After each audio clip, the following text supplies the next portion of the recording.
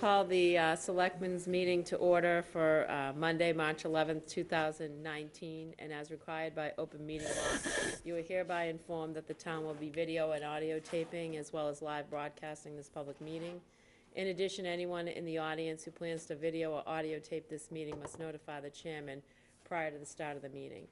Hearing nobody, please join me in the Pledge of Allegiance. I pledge Allegiance to the flag of the United States of America, to the republic for which it stands, one nation, under God, indivisible, with liberty and justice for all.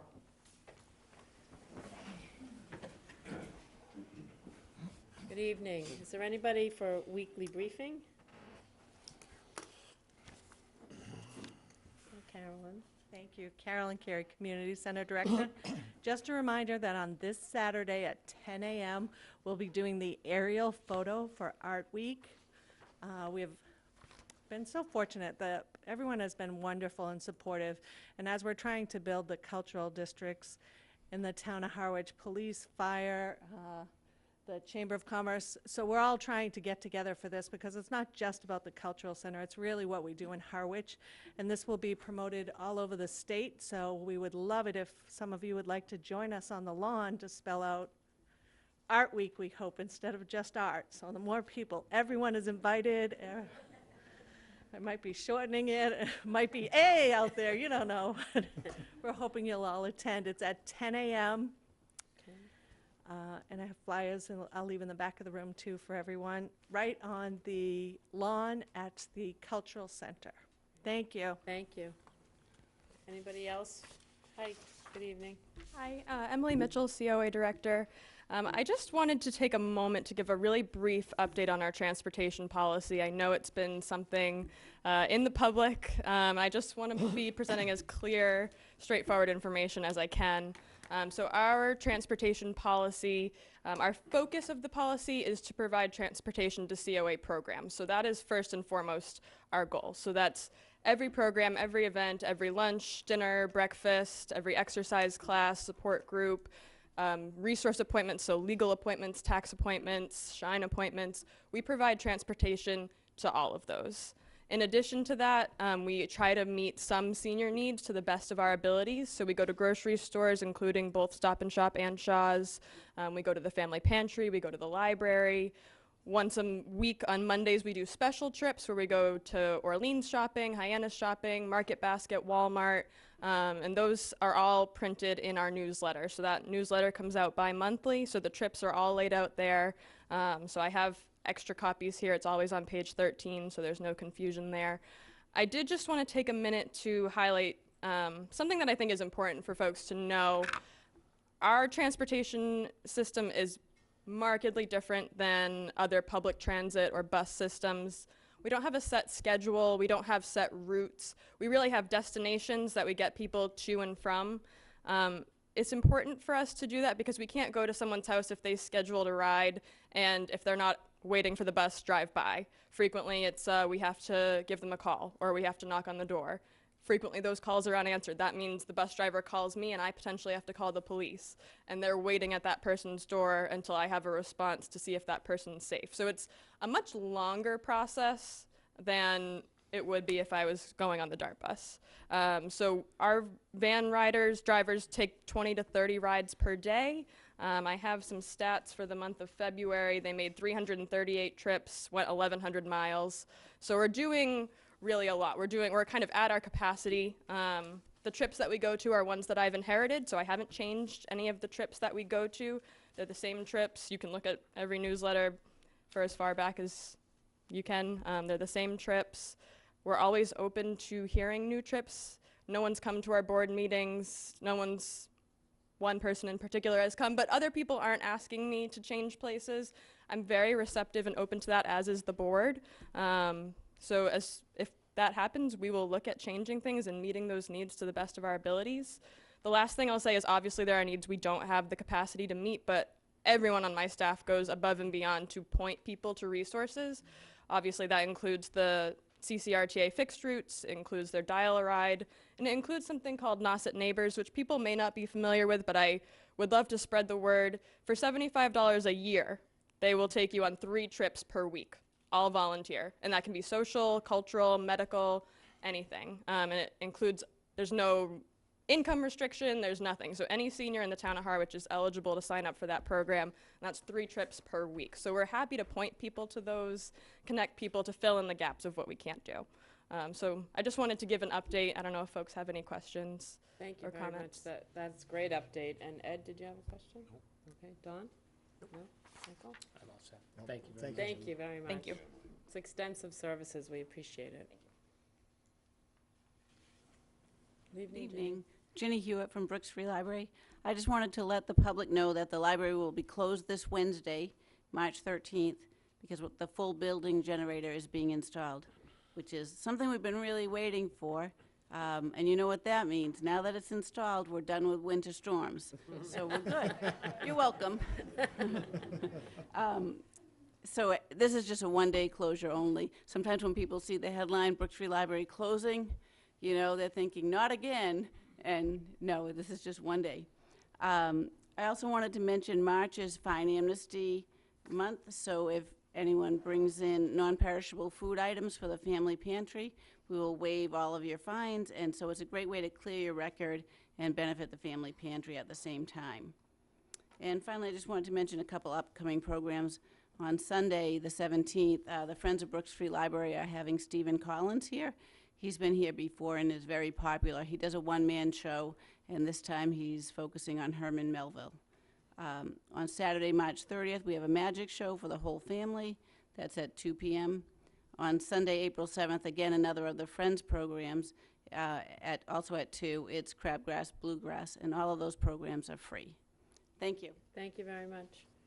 Anybody else for weekly briefing? Anybody for public comments and announcements?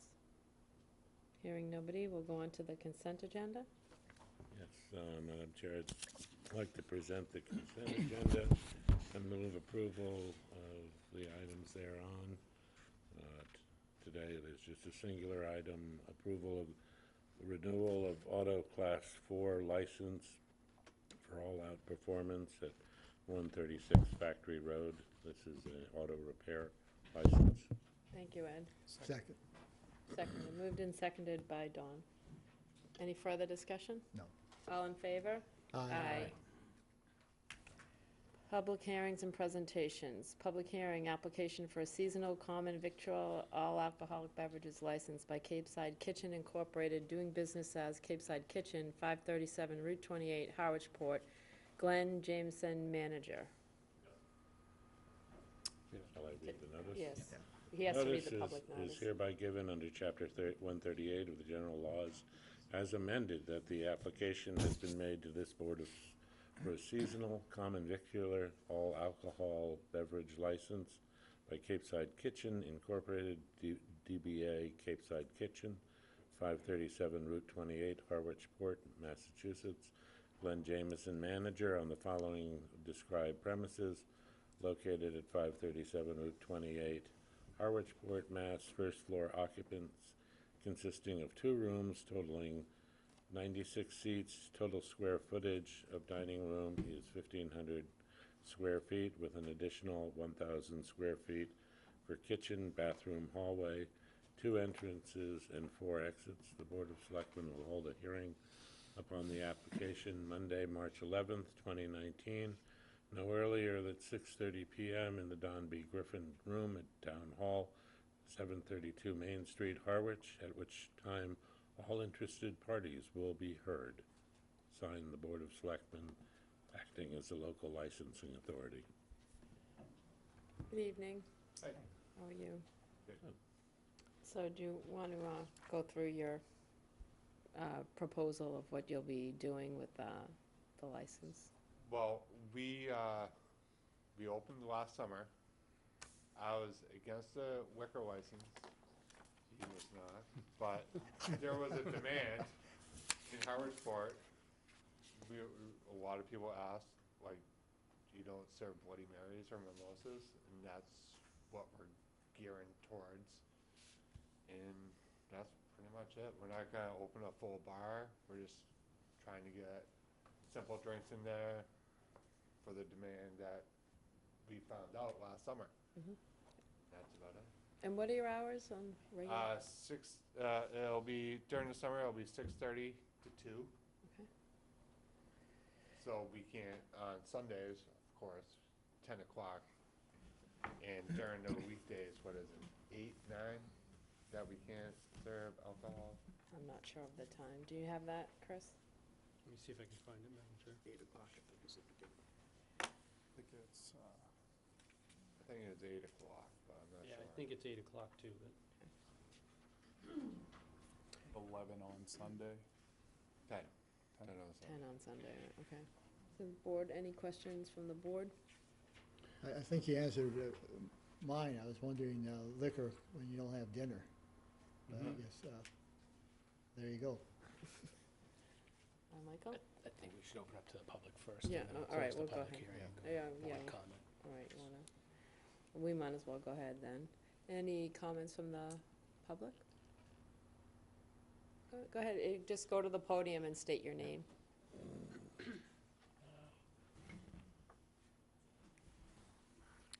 I'm Susan Cartmel. I'm the pastor of Pilgrim Church. It's my understanding that any restaurant or facility that serves liquor within 500 feet of a church or school needs to get special variance to do that. Okay, so I would like to speak to the whole idea. Okay? Chris? I just, it's not necessarily a special variance. The law just has a requirement that notice be given to churches that are within the 500 feet, so that way if they have an opportunity to comment, they could be given that opportunity. It's not a special variance, so it's just an additional notice requirement. Isn't it the guideline that that restaurants that serve liquor should not be within 500 feet? No. Not to my knowledge.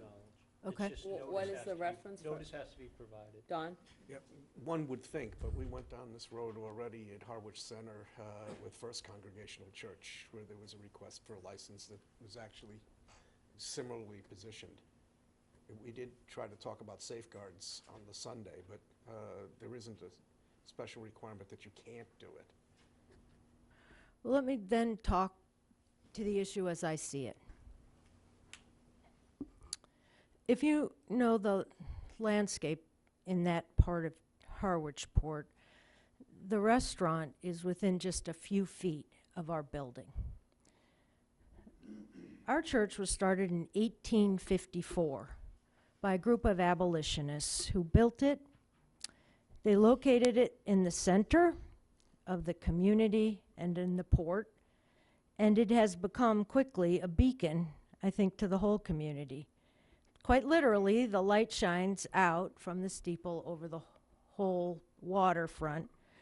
But Pilgrim Church has taken seriously its role as a beacon to many generations of people who have worshiped in our sanctuary, relied on our programs for countless generations of kids who've attended Sunday school, confirmation, youth group, all of it. In our church, they have learned lifelong lessons about character and what makes for a good life. We take this role in the community very seriously, and we have for 165 years.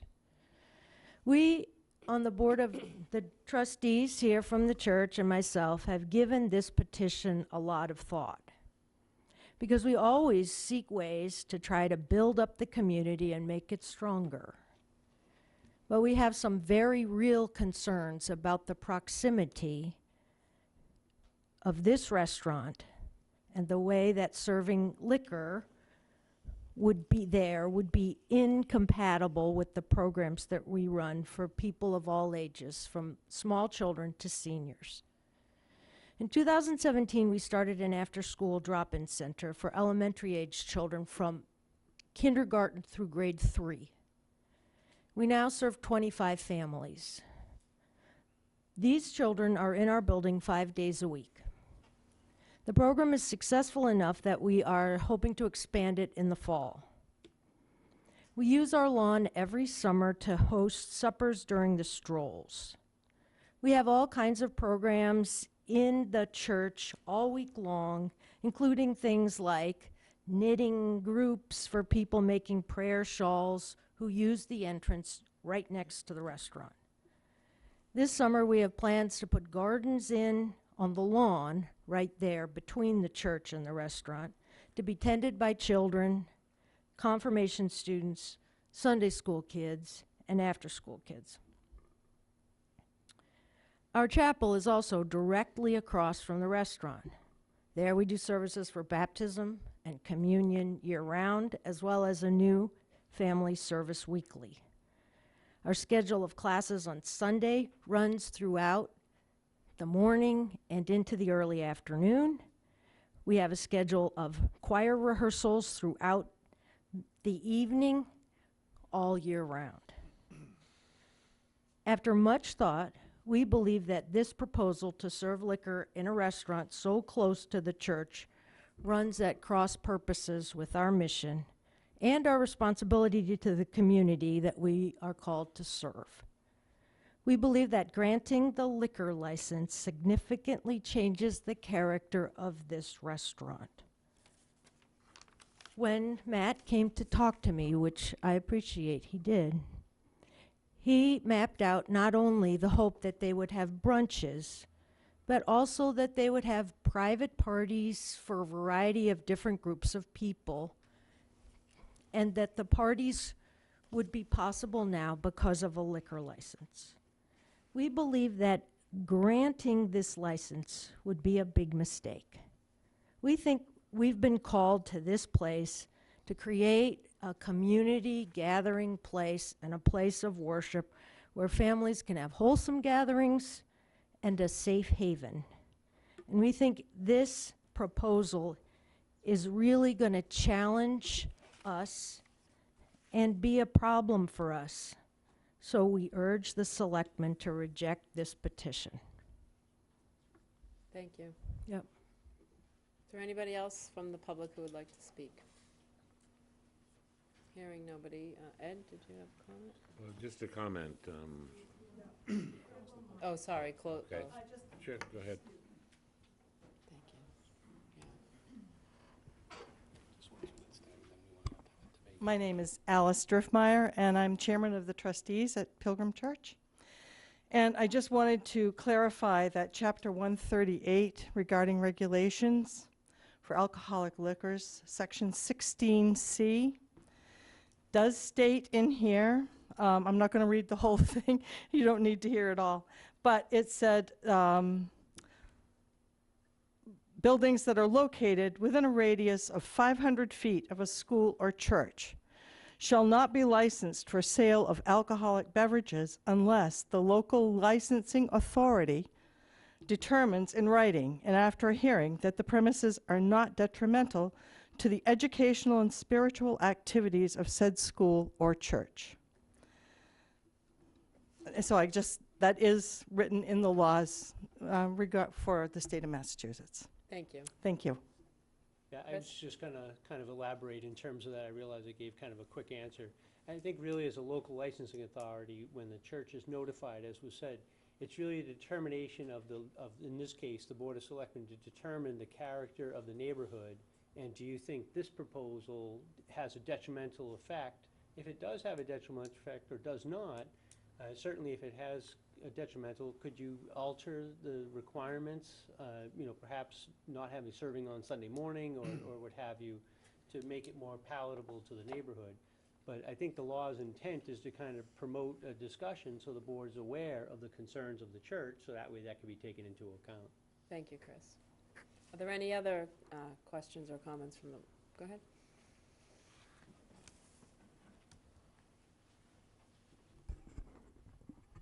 Dick Smith, I'm a member of the church. I just wanted to also clarify a couple of things. I didn't hear the proponents say that the times that the restaurant would be open, serving liquor. I thought I heard them say something like 10 o'clock on Sundays. I believe 138 requires that except on Memorial Day and maybe Christmas, that noon is the earliest they can open. What were your hours? Do you want to restate what you intended? For alcohol? Right. Or, Well- it's really, we're open from 6:30 to 2. During the summers, it changes a little bit off-season, 7 to 2. You know, we're open to suggestions from the board. I mean, I know that the hours are based on what the state allows, and Right. I think there's, you know, the local licensing board can adjust that based on what they see fit. So, you know, we were looking to satisfy the requests and the demand from people asking for, you know, Bloody Marys and mimosas and, you know, brunch type drinks. But really, I mean, it's really what people, what you suggest is, you know. Well, we'll continue on in that Absolutely, discussion. yeah. So you heard the hours Yeah. from, in terms of serving drinks, that's open for discussion. So their hours are 6 to 2, as he said, normally, and 7 to 2 in the off-season.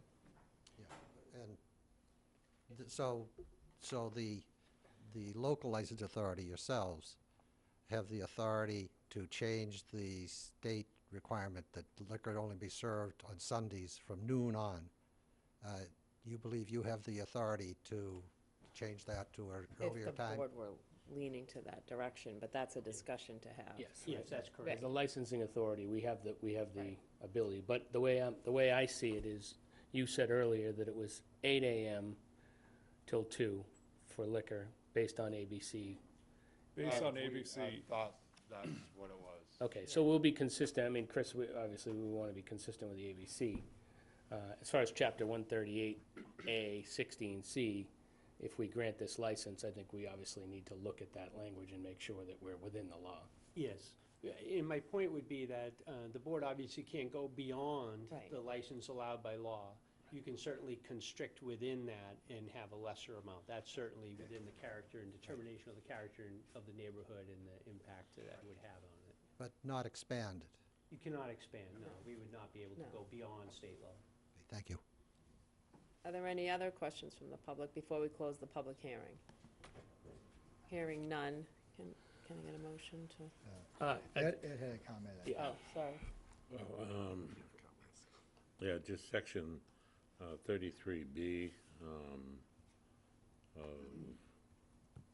Chapter 138. The local licensing authority of any city or town which accepts this section may authorize licenses under Section 12 to sell alcoholic beverages between the hours of 10 a.m. and 12 noon on Sundays, the last Monday in May, and on Christmas Day or on the day following when said day occurs on Sunday.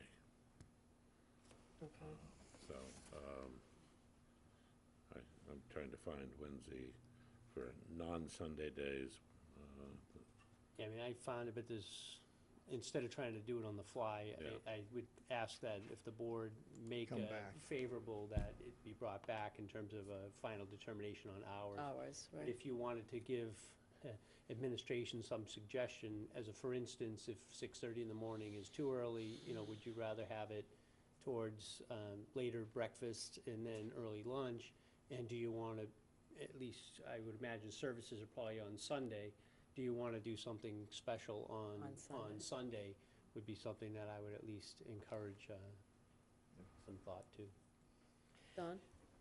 I'd feel much more comfortable bring it back. bringing it back, but not with a motion, because there are contradictory things here that I'm looking at with the ABC regulations. We're probably going to want to get an opinion from legal counsel about what we can and can't consider, because one of the things that I'm looking at here says 11 a.m. On a Sunday. That's on the ABCC Yeah, that's site. on the statute under 38, 138, section 12 is for pouring, and it has 11 to 11. I would You'd have to give an rather, exemption to actually get earlier than I'd that. actually like to look at that myself. Okay. The only thing I was looking at is, you know, does the board have any discretion that you want me to request of the town attorney in terms of that? I could certainly get the scope of when service could be done Case law. in terms of case law and such. Right. But if you had a preference for, you know, only on Sunday at lunchtime, you know, I mean, I think that would be helpful for me to come back with a recommendation. Okay, so, yeah, Michael? I think, as far as I'm concerned, we can make a motion that simply says, if we're gonna make a motion, we can make a motion that says as allowed by law. And we could get the law, but we had a public hearing scheduled for tonight. Folks took the time to come out. I'm sure others are paying attention to it. Now we're saying we're gonna bring it back, and we can approve the license so they can plan, if we're gonna do it, they can plan, and it could be as allowed by law. I mean, we're not gonna approve anything that's not allowed by law. Right, and my suggestion would be you can continue the hearing to Continue date it, yeah. specific, so continue to next week. I happen to have the town attorneys coming in tomorrow morning for office hours, so I can certainly bring this up, and then we can have something back on the agenda.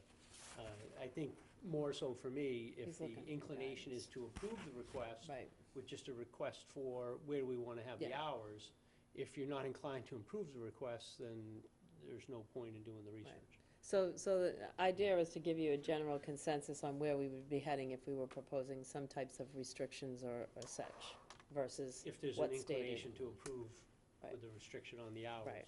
So, I mean, I think, do you have you have to go up to the podium.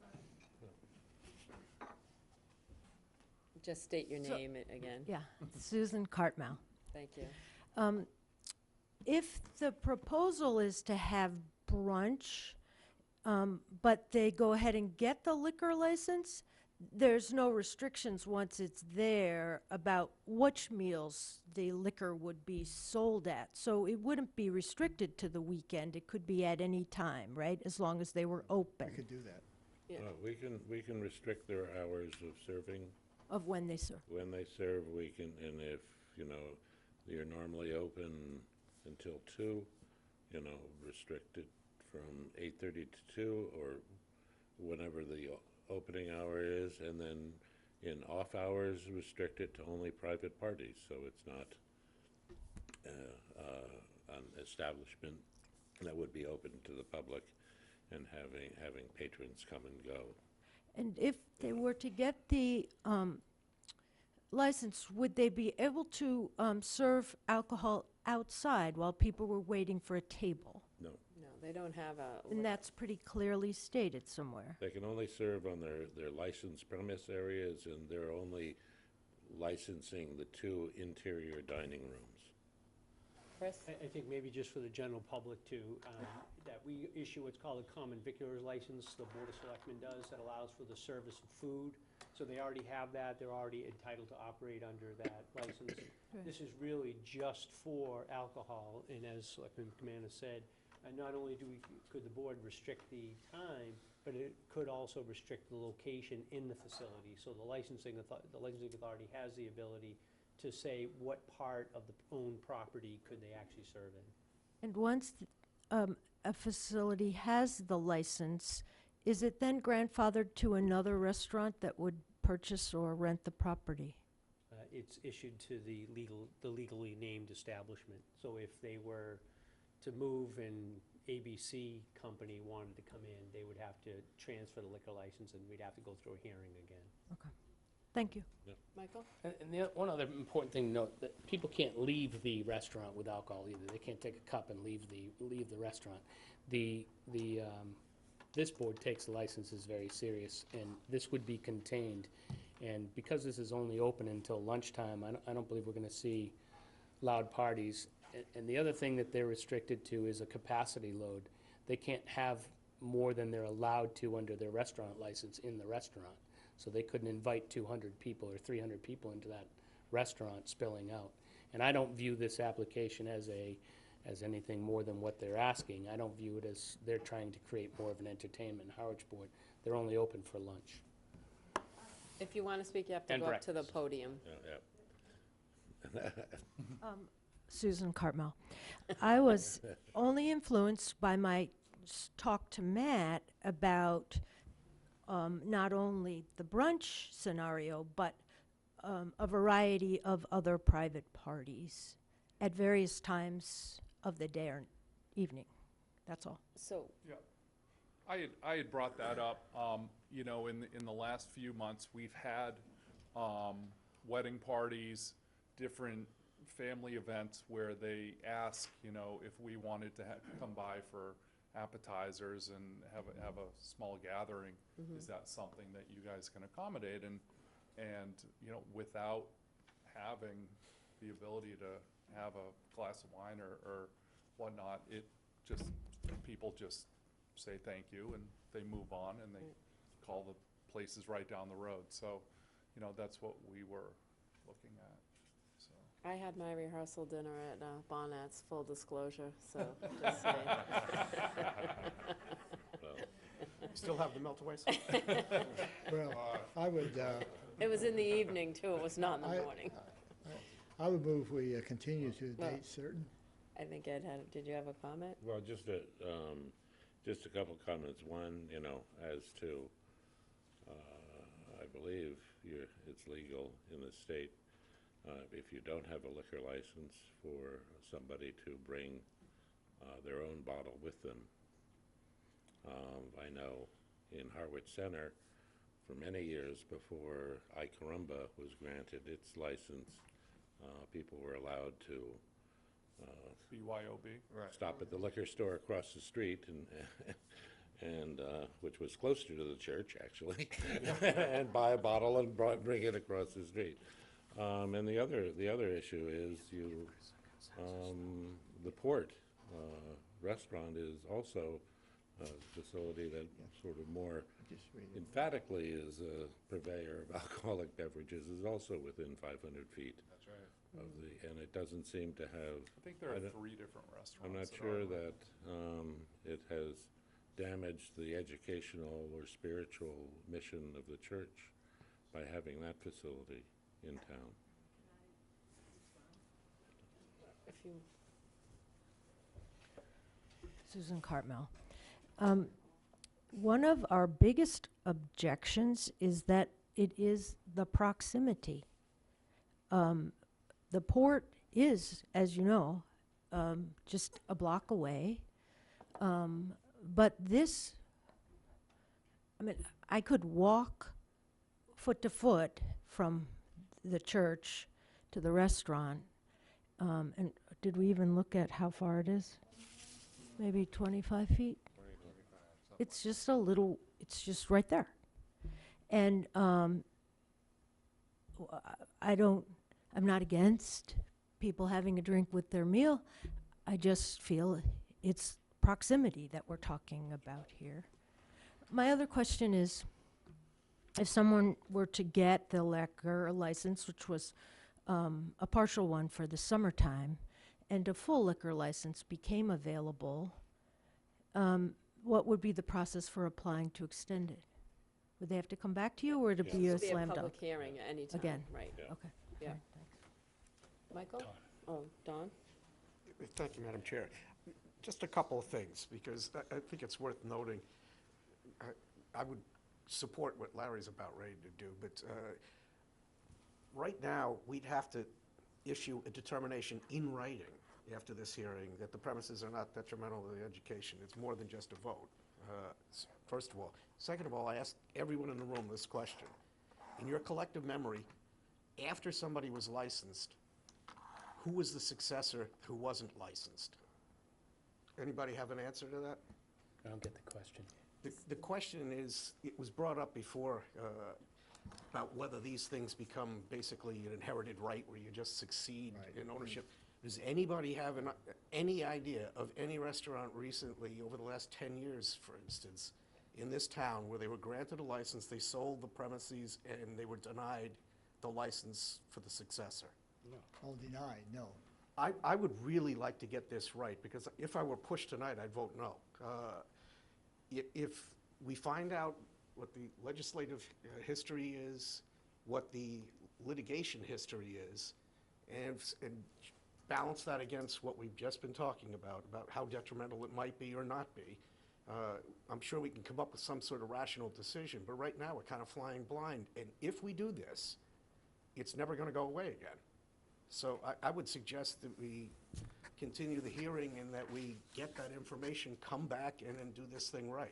So back to the original point, though, of whether or not if we do continue the hearing, we're still being asked to give a consensus as to if we have, want to vote this to move forward, and also if we had some type of restrictions so that Chris can pass them by legal.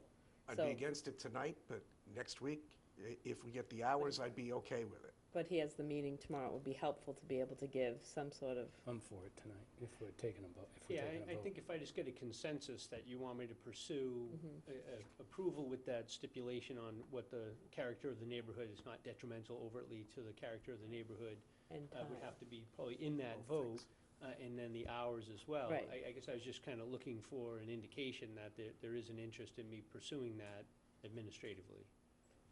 I think so collectively I as a am. board. I'm, so, I am. Ed, how do you feel?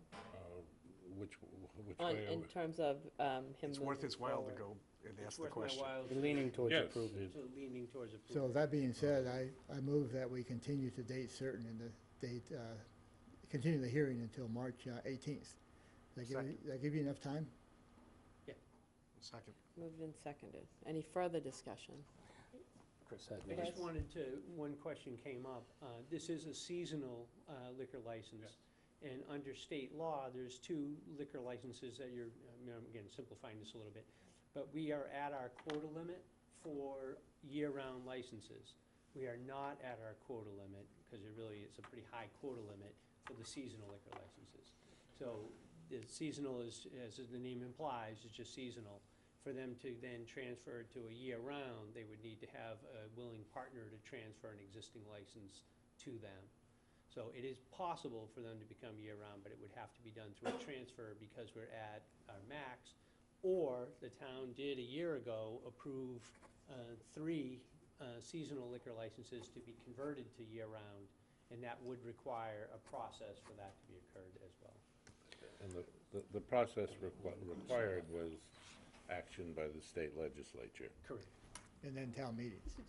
Town meeting Right, and the state town meeting, legislature. right. I just, because the question was asked, I just want to make sure that she had a satisfactory answer. Do you have the dates, excuse me, Susan Cartmel, do you have the dates of the season? April 15th April to 15th is January 15th. No, it's November, isn't it? No, it's after, it's now after, Wow. April, We can get those. It's almost we'll year-round. get those dates for you. almost year-round. it's almost year-round is what you're saying. It says seasonal, but it sounds like it's 9 months, It's, yeah. It's a 9 basically month, all year. Or Not all, all year, but It's, almost.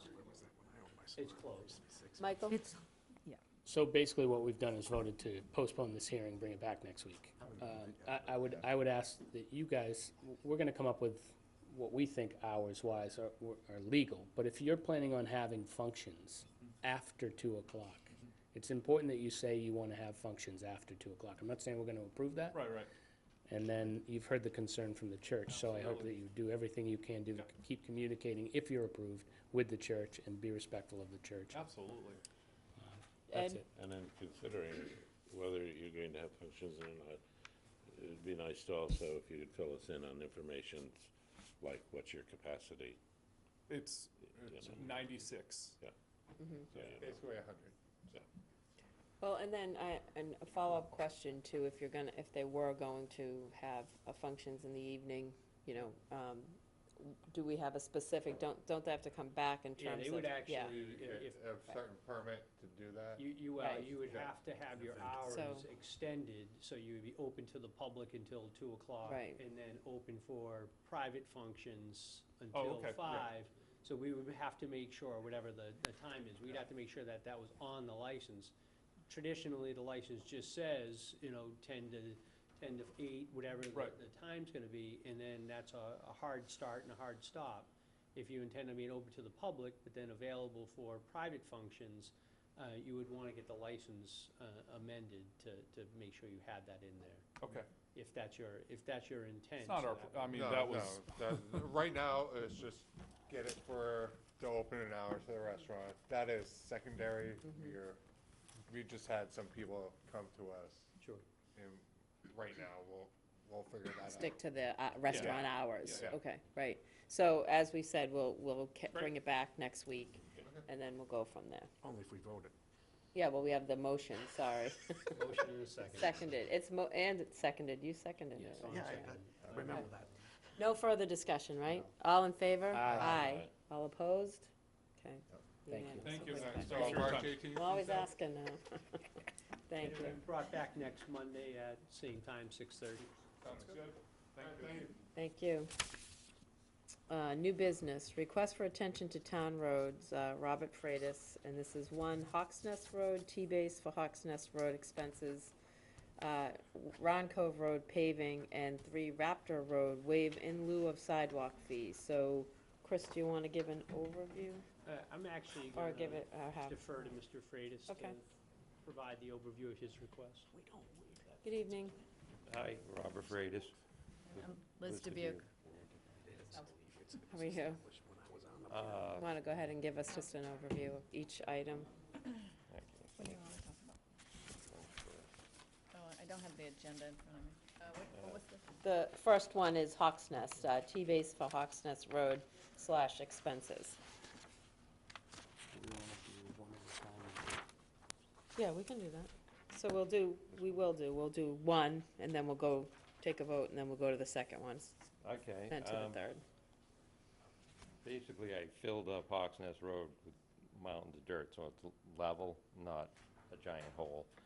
And I had to make it wider than 16 feet, because you can't put utilities in the road. So there's 5 feet only on that side. Because there's no town water, like a normal road, there, say if it was 30 feet wide, there'd be 5 or 6 feet on one side for the water, 5 or 6 feet on one side for the utilities. There's no water. If you looked at the town bounds or the state bounds, that side of the road didn't really get wide. And the other side did, just to get the utilities in. So basically, I would like the town to T-base that section. The town's getting, I think it's R.H. White they're doing all the gas work. They're getting free T-base. I actually talked to them about getting some of the T-base, but they go, we can't give you any because the town's getting it all. So the town can get the T-base for free, and actually they already have it, and they can just put it down whenever they want. And there's a few cleared spots on the forest side and on my side, mostly just because they were already cleared, there just weren't trees there. And some spots got cleared out because people dump stuff there. So to get the dump material out, you have to back drag it and load it on a truck. So if they wanted to even store the T-base and then spread it all at once, they could do that easily, just put it in those cleared areas. There's actually like 3 or 4 of them up and down the road. Because when I did it, I got some dirt from people that were excavating, didn't need it, and then I purchased a lot of it. But they just pile it there because they weren't always the ones that would spread it. And then it got spread. So that was my first request. So currently, it's all spread and level. I haven't been down there. Well, so. it got beat up over this last snowstorm, but it was. Okay. It needs to be flattened again now. I think the snow took a toll on it. Okay, and questions from the board. Larry? Yeah, I looked at this today some, and I think if I look at the planning board, actually Board of Selectmen, and I think July 17, when I looked at the notes, had approved your request to improve that road. But my understanding is that that request involved you paying for the improvement, not the town paying for it. And so I was questioning T-base with Lee Cooper today, and apparently when they dig stuff out, they collect the the road surface that all that you referred to in your letter, and send it to someplace, and they return back with T-base, and it costs the town $5 a ton for that T-base. I understand the market value is about $17 a ton for T-base. So when I think about it, it seems to me it's analogous or comparable to how we handle beach sand. That when we have because it's a product with value, and so when we have beach sand, we use it in town first, and then we put it out to bid for people to buy it to re-nourish their beaches. So I think this, to me, is a comparable situation that, you know, if the town doesn't need it, makes sense that we come to you, Robert, and you, Liz, and buy it at market value if that bid works, and so you can get it. But I think it'd be a mistake to not charge you something, since it does have value. And, yeah, you know, we currently use it. So that's when I've looked at it. I mean, honestly, I don't feel like I should have been forced to fix the road anyway, but, because there is state law that said when it was taken, the county was supposed to force the town to do it, and if they didn't do it, then the county had the power to do it, and then force the town to pay for it. But that is an old law, and the town does own it now, so that's not really I did not find applicable, a but- memo to Michael from the county saying it was up to the local authority on what we wanted to do with that, as I recall. I think that was in the last discussion that was brought forward. Yeah. But they are actually getting a ton of it that's already processed, because they have this machine that when they cut like troughs, it literally goes in the machine and comes out T-base. So most of it, if they cut big hunks up, they do process it, but tons of it is already processed, just because when they, say if they grind off 6 inches or whatever, when they resurface, that goes in already ground up, so there's like literally no work at all. But, and I could get it, if the town wasn't collecting it all, I could get plenty for nothing. Apparently the town is using it at the moment, but in any case, that's my view on it. Michael? I have a slightly different view. Not thinking about, Bob's here and Bob's made the request, but it's not Bob's road. And I think we keep going back to Bob because he owns land on that road and asking him to maintain the road. And I don't know if there's a policy in place here or no policy in place here, but my position on that road has nothing to do with Bob. It has everything to do with the fact that it leads to a state park. And the next agenda item's the same, which we voted last week or the week before, to put T-base in and fill the potholes already, so that one's already been voted. But it's not Bob's road. There's other property owners down there, and it goes into a state park. And I walk down there, I drive down there, I utilize many, many, many other parcels of land in town as well with my dogs. But it was less than 4 weeks ago, I watched a guy in an electric wheelchair cruising up and down the road with his dog. You see horseback riders out there, you see mountain bikers out there, you see a lot of people use that state park. And I don't understand why we don't keep that road flat like we do several other roads in town. So I support it 100%, and not because of Bob's request, but because of the road and what it's used for and where it goes. And since we've flattened it, DCR's in there all the time patrolling it, the Harwich Police Department's in there all the time patrolling it. You're not having bonfires down there anymore, trucks aren't getting stuck down there anymore, no one's driving into the pond anymore. So emergency vehicles, Norm was here earlier, emergency vehicles can get down there. And I'm not sure when it was, Norm, but I think it was 25, maybe 30 years ago. Gentleman fell off a rope swing, broke his neck, and was paralyzed in that pond. People use the park, and we should maintain the road going into it, in my opinion. Ed? Well, I just, my question is one, what's the tonnage that this is expected to take? What's the tonnage that we have? And what other projects has that been set aside for? I was involved in the building of the high school, and one of the things we did is we made sure that when they stripped all the topsoil, that it stayed in town, got processed, and the leftover stayed in town for use on both Harwich and Chatham public projects. And then we also, as the old school was demolished, made sure all of the large pieces of concrete stayed in town for building the fish reef.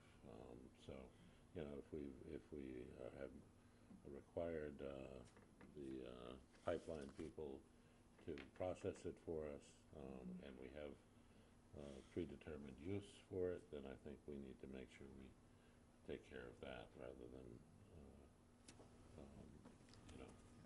see where it fits in the scope of work. Don? Thank you, Madam Chair. I'm going to go in a slightly different direction than Michael went into. I'm tempted to muse Joni Mitchell, the paved paradise and put in a parking lot.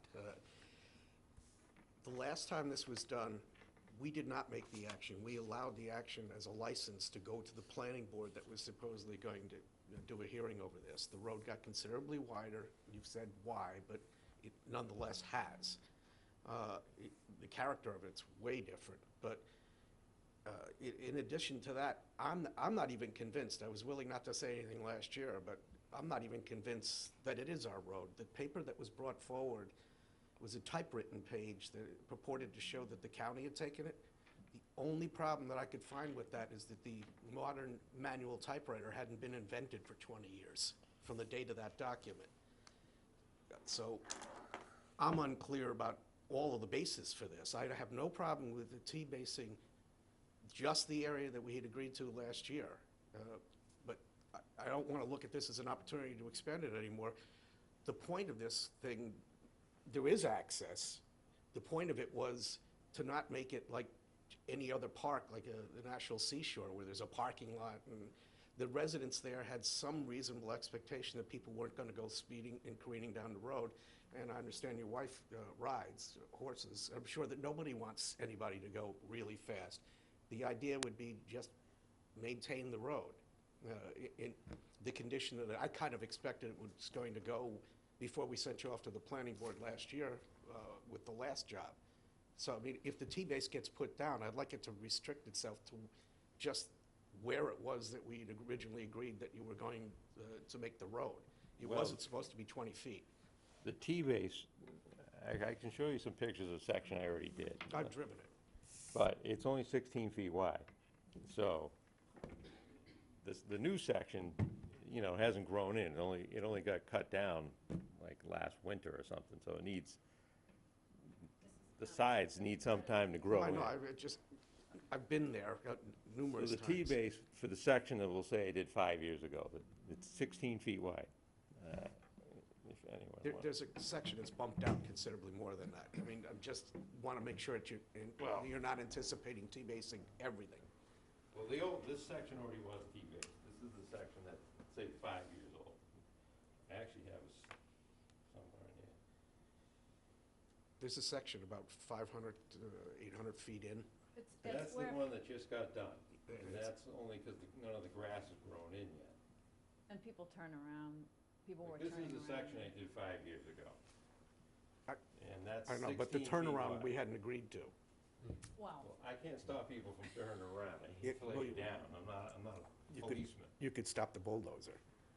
No, they come down and they turn around and they wreck all the grass that they put in. And that's what happens to a lot of it.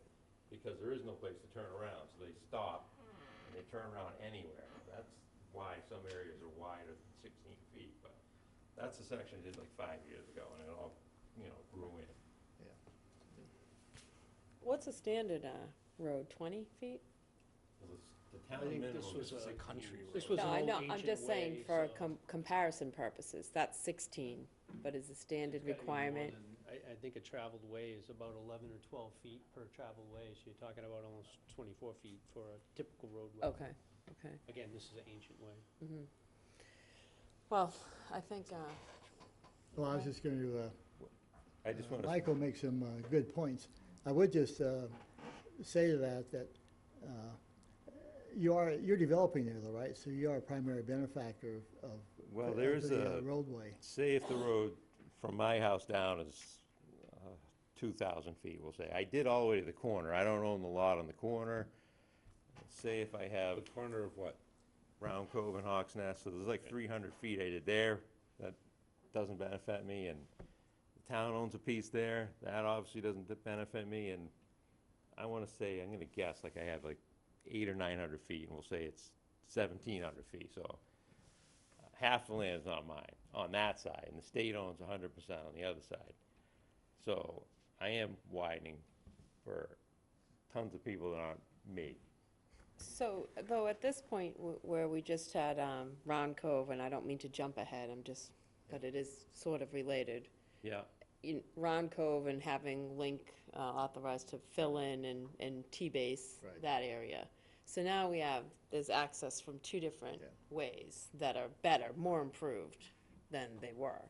So I guess going back to the point that Larry raises about, comparing it to sand and what we do with that excess, the other question I would have is that what are the abutters?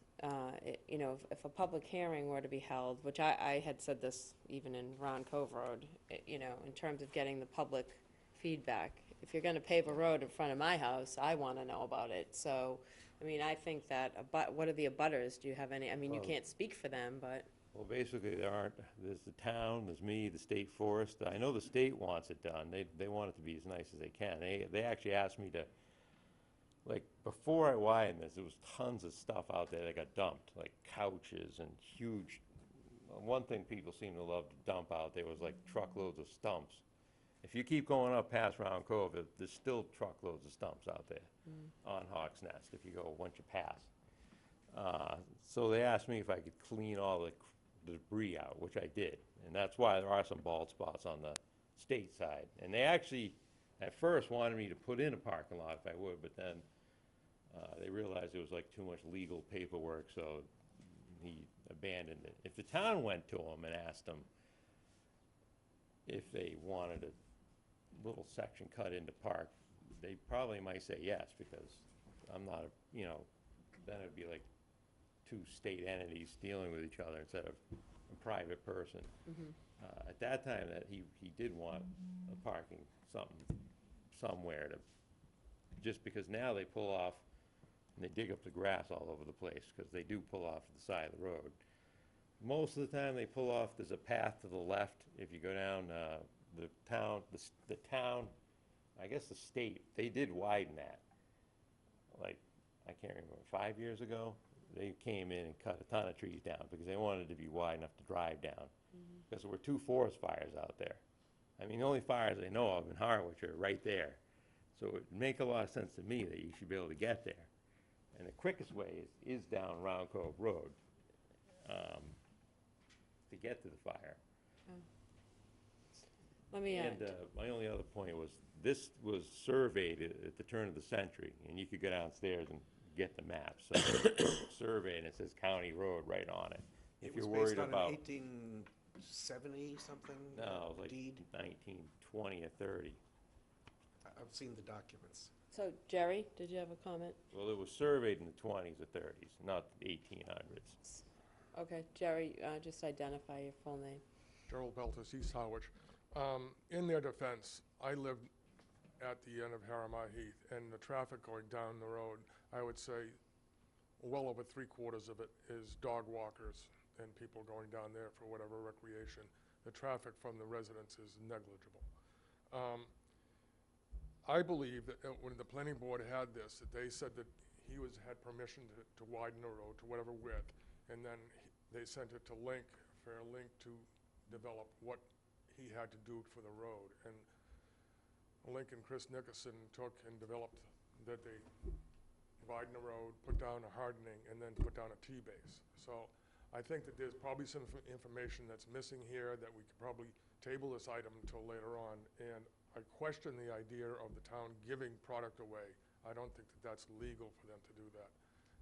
Even if we have it free, Link uses it and it has a value to the town, and I don't know that it's legal to give the stuff away. As much as I'd like free stuff, that's a question in my mind. Thank you, Jerry. Well, I do want to say it's going on a town road, so it's not like, it's not the town's. It's going to be the town's T-base on the town's road. Just so everyone knows, it's not going to me, it's going to the town, Town road, right. on the town road. Chris? I always get concerned when we hear free and the town doing different deals. Basically, in terms of, I have had a discussion with Mr. Hooper. We do issue a road opening permit for the gas company to come in and cut up our roads to do it. The gas company probably did make a request of us that if we had any use of the material, that when they grind it, would we take it? Mr. Hooper has told me it does have value. He does mix it in with other material that we have, and we do put it on town and town roads. I think really the question before the board, tonight is, do you want this to be a priority road for us to improve? And if so, it probably does make some sense to get Lincoln in here and find out when can he schedule this? Does he have, would it be all the material or some of the material? And what is the ability for us to do those improvements and in what timeline? Because that's a fair question for Lincoln. Ed? And like I said, you know, we obviously use the material on other roads. I don't know where the priorities for this all falls out, nor how much material we have, nor how much our yearly need for material is. Well, I did bring that up at the last conversation we had about Round Cove, was I'd like to see the priority list in town, not trying to add to Link's workload, but, you know, if we're gonna be looking at these, we should be looking at the town and looking at other areas too that need improvement. I mean, I think that just is logistically makes sense. Michael? I'm fine to wait to listen, to hear from Link, but Link said on Round Cove Road, and I think I could quote him, it's gonna take a few dump trucks loads of T-base and a half a day's labor. Just to Jerry's comment. On Round Cove, On though. Round Cove. Yeah. To Jerry's comment on the giving away the dirt, Bob already answered, but I'm gonna reiterate, it's not Bob's road. It's a town road, not a cartway, a town road that goes into a state park. Back to the Don's comment, I'm not sure where you're going with the typewriter thing. That document came from the county commissioners, and it was on the road, and they sent a letter to the town saying, we've released this road, you deal with it. So are you questioning the validity of the letter that came from the county commissioners? I was questioning the timeline, yes. What in particular about the timeline? It looked like it was a town meeting action from the late 1840s. The American typewriter wasn't invented until 1878, and yet here it was on yellow paper in type. It wasn't on the yellow paper, it was on white paper, but that's No, all right. it was aged. And it was from the county. I had it in my hand, I read it. That was Sorry. it was Okay. very fast, and nobody actually looked And then, into that. just to your point about the point of this, you said, park access, not gonna be National Seashore, not gonna have paved parking lots, You're changing the character, and I stand by that. changing the character by making it accessible. By widening it, and talking about maybe putting it out to a full road layout. We Okay. haven't gotten that straightened out yet. If I could finish then. We're not changing the park. The park belongs to the state. What he's proposed and what we've discussed before is making it so that anybody in the town of Harwich that doesn't want to go to Thompson's Field or the beach can go enjoy the state park, and we provide access so that they can get in there. Prior to Bob doing his work down there, and if Bob didn't keep up on it, which we should be thanking him for, not offering to sell him dirt that he pays for with his tax money too, prior to him doing that, you couldn't drive down there unless you had a four-wheel drive truck, or you would get buried. And by many people that have come before us, they've gotten their cars towed out of there. So thank you for fixing the road. Thank you for doing exactly what the the planner, Chris Nickerson and Link Hooper asked you to do. Thank you for providing parking on the side of the road, because I don't pull off, I park right in the middle of your road. There's plenty of room to go around it. And again, without Link here to say what the priorities are, because I do respect what Ed's saying, we have to look at the priorities, but this is a town road. And to Jerry's other point, a lot of people use this road. And maybe some will come in off of Round Cove once we make it so you don't need four-wheel drive to get in there on that. Maybe that will divert some of the traffic, but right now, this is a road that a lot of people use that don't want to go to Thompson's Field. And any day you drive down, there's at least two cars, almost always, and a lot of times more, that walk the dogs. Because there is quite a few trails out there, even on like you can walk around, I can't remember, what's the pond on the right? Oliver's. Oliver's Pond. There's a big circular trail around that. That's the town's section. And then there's quite a few trails in Hawks Nest that the people walk the dogs. And, I would if the state wanted it, I know they did want it, but he didn't want to get too involved in it. It wouldn't hurt to have a parking lot somewhere there so they don't kill all the grass on the sides of the road. And this isn't paved, this is just T-base. T-base is just ground up tar. That's all it is. It's just basically it's gravel. It would gravel the road. They like the T-bays because it's easier to spread than almost anything else and flatten. And then if it gets a little warm, sometimes it gets harder too. That's why the highway department likes it. Jerry? I was talking to Charlene today, and she's out on bereavement leave that her mother had passed this morning. I tried to get a hold of her, Elaine called me, and she didn't quite have enough information as to what the planning board required from him, and I truly believe that Link would have more information before you act on it, and to find out, you know, that, I thought he said the town had made him put down the hardening and then put the T-pays down, which he did on his previous roads, and that's the same for this extension to it. If he wasn't building houses down there, the town wouldn't be doing anything, wouldn't be any discussion. So it falls on the developer in my mind, not the town. And it is a town road, Michael, I understand that, but if there was no development down there, there'd be no action down there. Thank you. Just to respond. Michael? Just to clarify again, thank you for your opinion, Jerry. It's a state park. So to say nobody would go down there if somebody wasn't going to build a house or a road is definitely an opinion and not fact. Okay, you have to speak from the podium, so. Good evening, Chief. To the board, first of all, you say it's a state park. Well, it's not the state park, it's my park. It's our park, not the state's park. We should be able to enjoy that. What he's done is made it a little more accessible. Round Cove Road at the end is inaccessible the way until Link's going to fix it. It's very difficult to get in there. To your point, years ago, we have had injuries in there. We've had fires in there. And, you know, we spent a lot of money on our fire trucks. You know, we've got to go when there's a need. So whenever, you know, a citizen steps up and offers to fix some of our roads, I appreciate that. But that land is all of our land, and I think we should be able to get in there without having to own a large four-wheel drive. And on the further end, on the northern end of that road, it becomes impassable. And the DCR has been, when I've asked to go in, they have gone in, but under budget constraints, they're able to do less and less.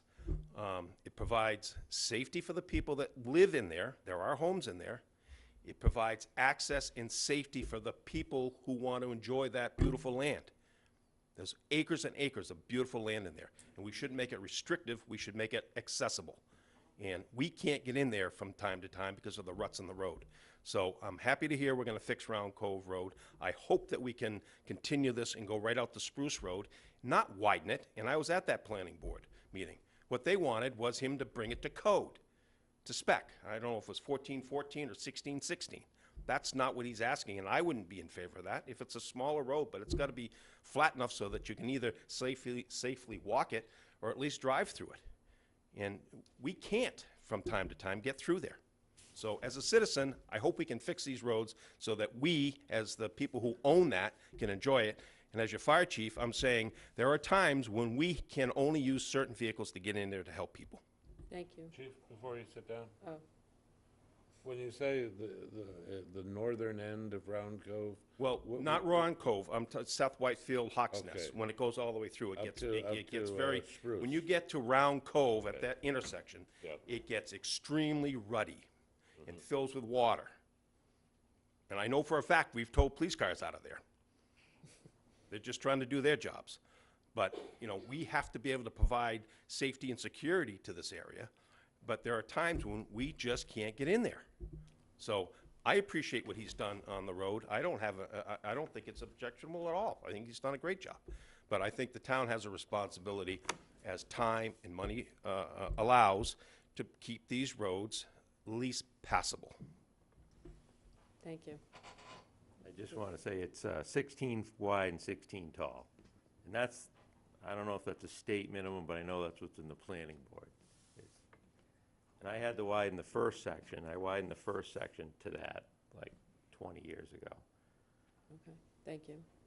It's not that now. Is there any Well, further? for me, you know, still has value. I'd like to bring Link back and find out where that falls in our priority list in Okay. town. Did you have another comment? No, that's, no, those are my questions. Okay, You know, so, I just, you know, Right, so we'll bring it back next, I don't know what the agenda looks like next week. We haven't set it, but can we bring it back next week? It's getting heavier and Yeah, heavier. because we have CDM. Either the 18th or, yeah, the CDM Yeah, is we have a really lot. lengthy So the discussion, I would 25th. imagine. The 25th is a little bit lighter. Yeah, The other thing is 20 you're doing the review of the warrant, which makes it a little heavier for your votes on that. Yeah. Okay, so probably the 25th, we'll bring that Okay. back. That's good. I'm not here on the 18th, so. Oh, okay, so the 25th is better Makes that for you easier. anyway, okay. So the 25th. Now, on the Round Cove Road paving, voted. we already voted that, so, right. So Well, my only point was, I would like to see it at least 16. And I don't know how the town can, like, if anyone here had to go build something, wouldn't they have to get a building permit? That's because that's what the law is. They have to have a minimum. Doesn't the town have a minimum standard for town roads? I know Dawn thinks it's a car path, but it's laid out. I've had the plans given to me from Dave. It's laid out to 27 feet, Round Cove is. So if it's a town road, how come it's not at least, how come the town doesn't have to meet its own standard? I mean, that doesn't seem unreasonable in my book. If you have a standard, how can you force everyone else to do it? And then the town says, oh, I don't want to do that. That just doesn't seem right. Can anyone answer how come the town doesn't meet their own town road standards? Okay. Anyone on the board? Nope, because I do a lot of permitting, and trust me, it's a question I would ask quite frequently in many towns, so. Michael? I mean, on this one, to answer your question, no, I can't answer it, but I think we stay with the vote that we've already Yeah. taken to fill the hole so we can get the emergency vehicles and people can drive it, and then we also bring this back when Lynn Cooper's here and ask that question, and maybe I we just can wanna- ask traffic. But you know how I feel about the park, so 16's fine with me. I just want to show a couple of pictures, and I don't think you'd have to really cut down very many trees even if you had to, like, can you see the tape measure there? And you see how the road's like it's roughly 3 feet below the sides. The road's 3 feet lower than the sides. And according to the town standards, the road has to be higher. So you have to fill that up 3 feet. That's what I had to do with like a whole ton of hog's nest. And just for your info, I know you can't, I have other pictures, but that's basically 3 feet. That's just the side. Now, on the other side, it's only about 18 inches, so it goes like that. So you'd have to fill it up like 2 feet roughly on average, maybe a little more. And Well, I think that, like, overall, we're gonna bring it back, and So we can- Round Cove, we can have the discussion to link. Just So- for clarity on that, I think we'd asked Lincoln to just do the pothole area. Right, and we I think did. This is to extend beyond that. Right, so that's a I'll ask further him to discussion. look at extending beyond and doing that intersection of the two, I think is what it sounds. So it's only 9 feet wide. Is that in reference to item 2? Yeah. It's 9 feet wide where the traveled path is, not 16. Yeah, But if you look on each side, if you filled it up, I don't think you'd have to cut any trees down, because I don't think the trees are that close. so we'll have Link take a look at that, and we'll have to Might have to- overall look at the overall cost to do that kind of a repair, because, Because I do think the board only approved just there's a mega pothole, I think Right. it's pretty clear. We did. And that to There's a fill mega, that but in. that's not, this is near the intersection. So if you filled it, just gravely decide. Yeah, we gave Link authorization to fill the potholes we did, right. and to be able to shed the water off the road so they don't recreate, and that's all we've approved. Right, This, in my opinion, Link has to be involved in this. Yeah. This is a capital expense on top of, Well, my other point is bringing it up at this time, instead of like whatever years ago, is back to R.H. White. They get a ton of dirt that they give to, like Robert B. Hour or whoever's closest. And mostly because the town only wants the creme de la creme as far as the T-base goes. So if they get some stuff that's half dirt, half tar, they drag it down there, or stuff that, when they dig it out, they don't usually put it back, they have to use re-screened and everything. So I imagine, I'm 90% sure you could get some fill from the road that could fill that up again for nothing. Especially since the town could ask them. And So what, Dump truck coming out of TW Nickerson. yeah, today. they move a ton of dirt around, and they're literally a couple thousand feet away, because they're in the old sand pit. So it wouldn't even really be hard for them to drive that little bit of distance. You might have to shut it down if you were gonna fill it up and. Yeah, we'll have Link address the situation, I just so- brought it up now because it would seem like if you get a bunch of free fill, it would cost the town almost nothing. Ed? So, so if I'm to understand, on the second letter that you put in, the request of that is to widen to 16 feet? You don't even have to really widen it. I think to if you raise it- filled it high enough, it would Okay, be, because it would be good enough. Really unclear that that's what Yeah. you're talking about at all. And then my other question is, where the hell is Argyle Way North that you did a cul-de-sac on? Oh, that's, And what has that got? that's off a depot. Oh, it's not even anywhere near here? No. Oh, okay. Jerry? In this year's budget, the Traffic Safety Committee that I'm a member of put in an article for improving the intersection of 39 and Chatham Road, which the people there call a hope and go. And if you drive down the road, you'll see skid marks from a truck that had to probably avoid somebody that was doing just that. Before the town spends money on things that are what I consider extras, we should probably be putting money aside for some of the necessary repairs. There was a culvert that collapsed on 39 on Great Western Road that's going to need attention. Route 124 is going to need attention.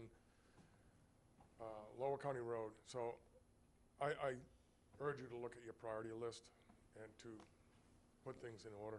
Right, that's why we're gonna have Link come back and talk to us, so it'll be the 25th before we come, Yeah. bring that one back. And Okay, I just so, brought it up recently because I think you can get a lot of this done for almost nothing. You're getting the T-base for free and the fill for free. It wouldn't cost too much to flatten it out. right, so we'll have Link analyze that, and come back to us on the 25th. And now we'll move to the third item, Raptor Road, waive the in lieu of sidewalk fee. Do you wanna, Don? Madam Chair, just listening to all three of these things, I kind of get a deja vu feeling like we're on a people's court or something. We are not all powerful. That fund, the sidewalk fund, was started at a town meeting at the behest of the planning board. The planning board waives the fees. I mean, we could possibly give them a suggestion, but ultimately, it's their jurisdiction. I mean, I don't think we should be designing roads, and I don't think we should be waiving fees that aren't primarily ours, unless we just want to refer them back with some sort of recommendation. Well, Ed? And here's the question, where's Raptor Road? I can't don't even find know it why on- that's on in my here. Google map. Raptor Road is, that's right, it's right off of Hawks Nest. Between? It's between that path that's state widened and Round Cove Road. Is that a Seth town road? Whitefield, Ed. No. It's off Seth Whitefield. Is it, yeah, I know it's off Seth Whitefield, is it between Round Cove and Queen Anne? Yes. Yeah. Okay, all Yeah. right. But it's not a town road. So I Chris? think on this one, Madam Chair, to Don's point, the request is that there's a fee of $7,330, and the request is that enough work has been done well in excess of that, and could you waive the fee? I mean, we do traditionally ask the department for a recommendation relevant to, they think this makes sense. Right. So we could send this to the planning board and to Makes more Charlene sense. and see if this makes sense to them relevant to the development. Right, That's what I'm suggesting. yeah, I think that's a good idea. Yeah, and I Michael? would just point out, they have waived them in the past, but it does, We usually use a recommendation from them, so if they come back. no, with- they have No, waived. planning board, right. Okay, so we'll, sorry, go ahead, Ed. Mike, just like, is it this road that connects over to Nathan? No, No. no, it's on the right-hand side of Seth Whitefield. Okay. It may not, On the map, it's not on It's like Google yet. it probably might not be on the map. It's like 600 feet Yeah. long. Yeah.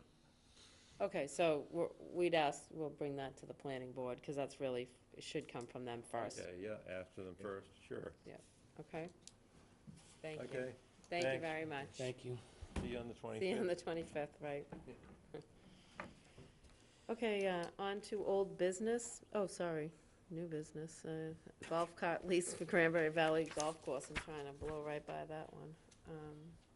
Chris, do you want Just, to? yeah, Madam Chair, on this one, I don't know if Roman's here with us tonight, but we have we have gasoline-powered golf carts. We had a 5-year agreement with the previous vendor. We were hoping to have the solar set up and to switch over to electric. We have not been able to complete that yet. So this is actually if you would, a revenue lease. And what Roman did was, because the 5 years is up, he went and there is actually on the state bid list an element that vendors can put in for golf carts. So the recommendation that he's made, we received from the existing vendor who's on the state bid list, New England Golf Carts, that provide Yamaha golf vehicles, offered or lease terms 1 year with a 2 1-year extension, and the town receives 83.25%, which was the most lucrative of the 3 proposed, and then the additional costs, none, and the service on the vehicles are included. So the recommendation is to approve the contract, the state contract, for New England Golf Carts that provide Yamaha on the existing fleet. And the existing fleet is a little bit older, 2014, but the hope is that we'll have the solar in place and we'll do a new bid next year to then do a 5-year contract for electric carts. Thank you. This is kind of a holdover, provided we can work things out with the electric company and we can do it all within a year. We would ask for up to the 3 years, but to have this with the intent of doing it for 1 and then switching it over. Thank you, Chris. Any questions from the board? The only observation is if it's 1 year, it makes perfect sense to me. If it's 3 years, Chris, those carts are 2014. Yeah, The next closest bid is 2018 cars, and then 2019. we could do the 1 year. The price to have the 1 additional or 2 additional extensions, just in case we run short with the electric. Mhm. It's tough to say the electric is going to come through in a timely fashion. Yeah, they're pretty brutal. Don? Thank you, Madam Chair. I don't know, I should pre-record this comment so it can just be played. I don't know how difficult this is. We have a form that comes as a cover to this, that's a check sheet. The check sheet has a signature block, which basically says all the things on the check sheet are there. All I'm asking for is a recommendation in writing from somebody that says everything you just said, but in writing, in the packet. So the recommendation is to do so-and-so, and I recommend you award the contract. Again, we don't have that. I don't know, I'm gonna have to vote no again to make a point until the point is taken. Michael? Don, I agree with you. Why don't you write a policy and we'll vote on it? I mean, really, we've asked for it for a year plus. It's not happening, so why don't you take a stab at a policy, and then we'll vote on it? You want it orally? No. No, I'm serious. Me too. So will you make a policy, a stab at a policy, Sure. and then we can vote on it? Yeah, because ultimately, 'Cause you keep asking for it. we asked, it wasn't just me, we asked that we get a cover sheet that shows all of the necessary things that should be as part of an award, which we now have, but this has been like almost a year, where we've mentioned every time it's come through, can you put that in writing? And you say, the next time you will, but the next time is always, here's what happened, this is what the guy said, I'm recommending you award this. But you and I both know that unless they go back to these YouTube videos, that's like, it's words in the wind, because it has absolutely, you're not going to be able to find it in the archived section of the packet.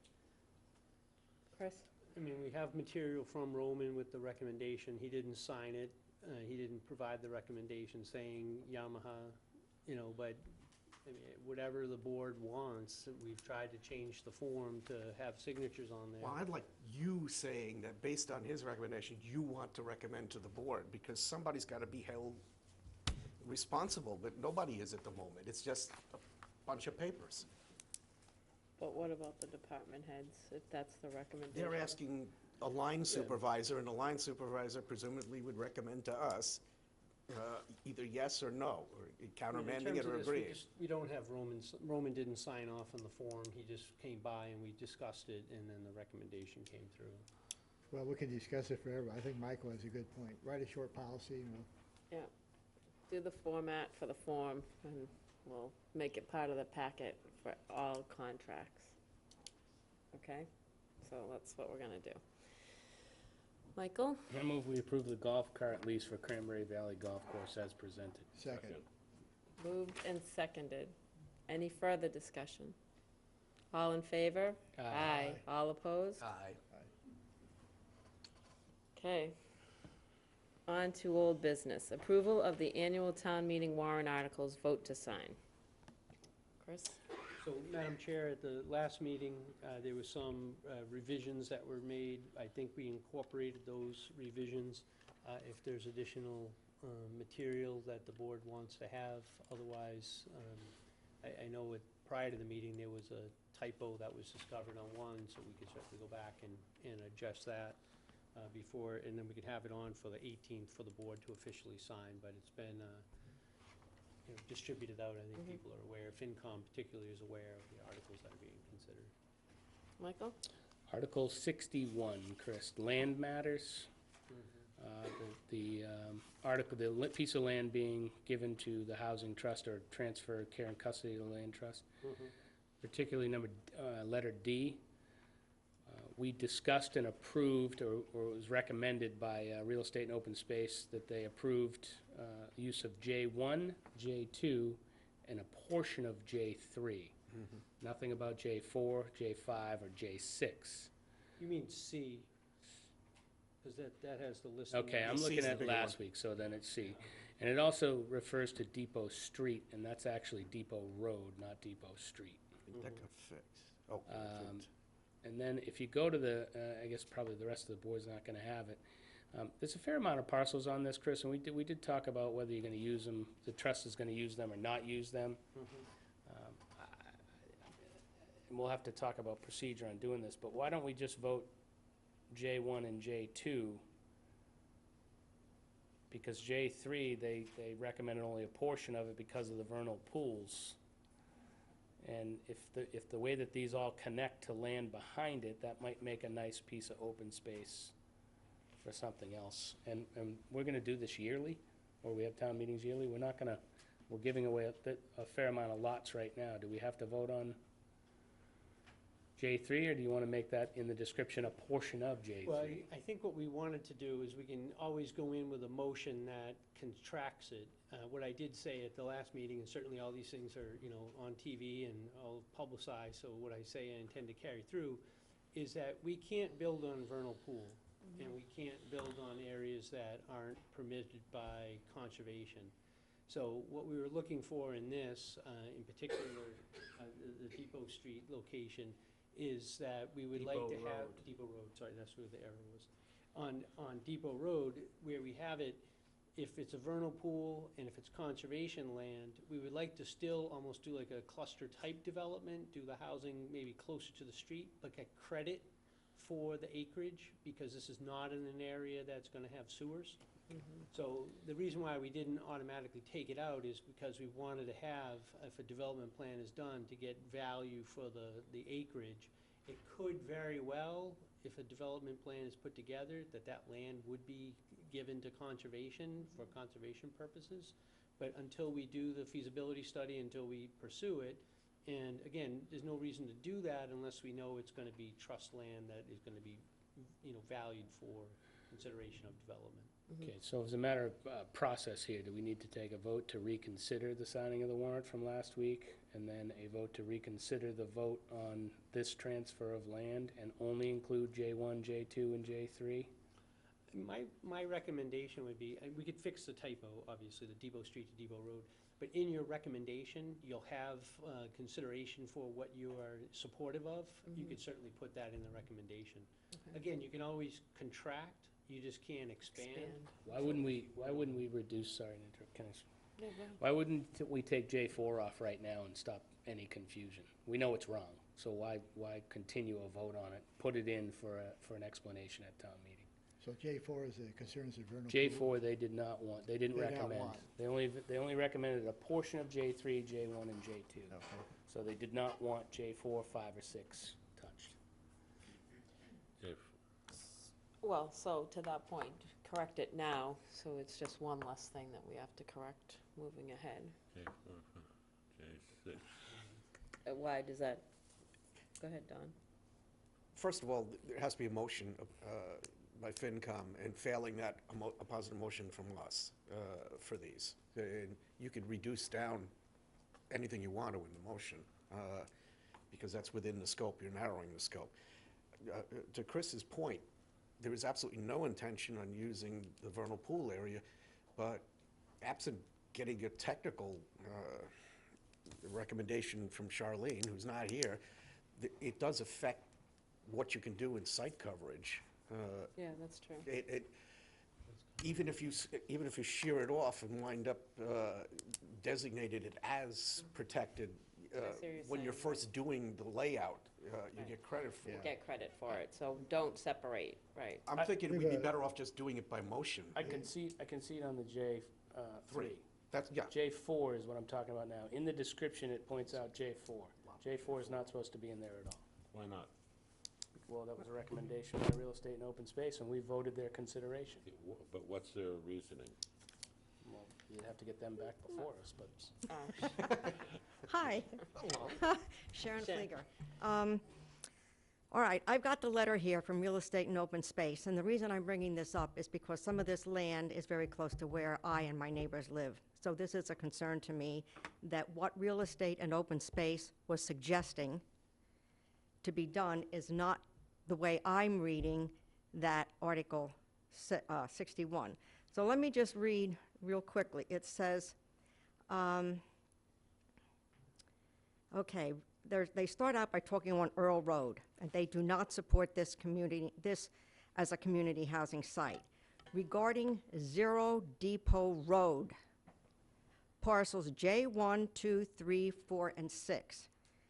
Real Estate Committee has looked at these parcels for several years. We are not in support of using J4, J6, and the majority of J3 for community housing. J3 and 4 are parcels, contains 2 certified vernal pools. J4 and 6 are part of a wildlife connector. And a large percentage of the area is a priority habitat or rare or endangered species and is documented by the Natural Heritage and Endangered Species Program. They are a Zone 2, and I remember that being in our CWMP. We strongly support parcels being moved to the care and custody of the Conservation Commission.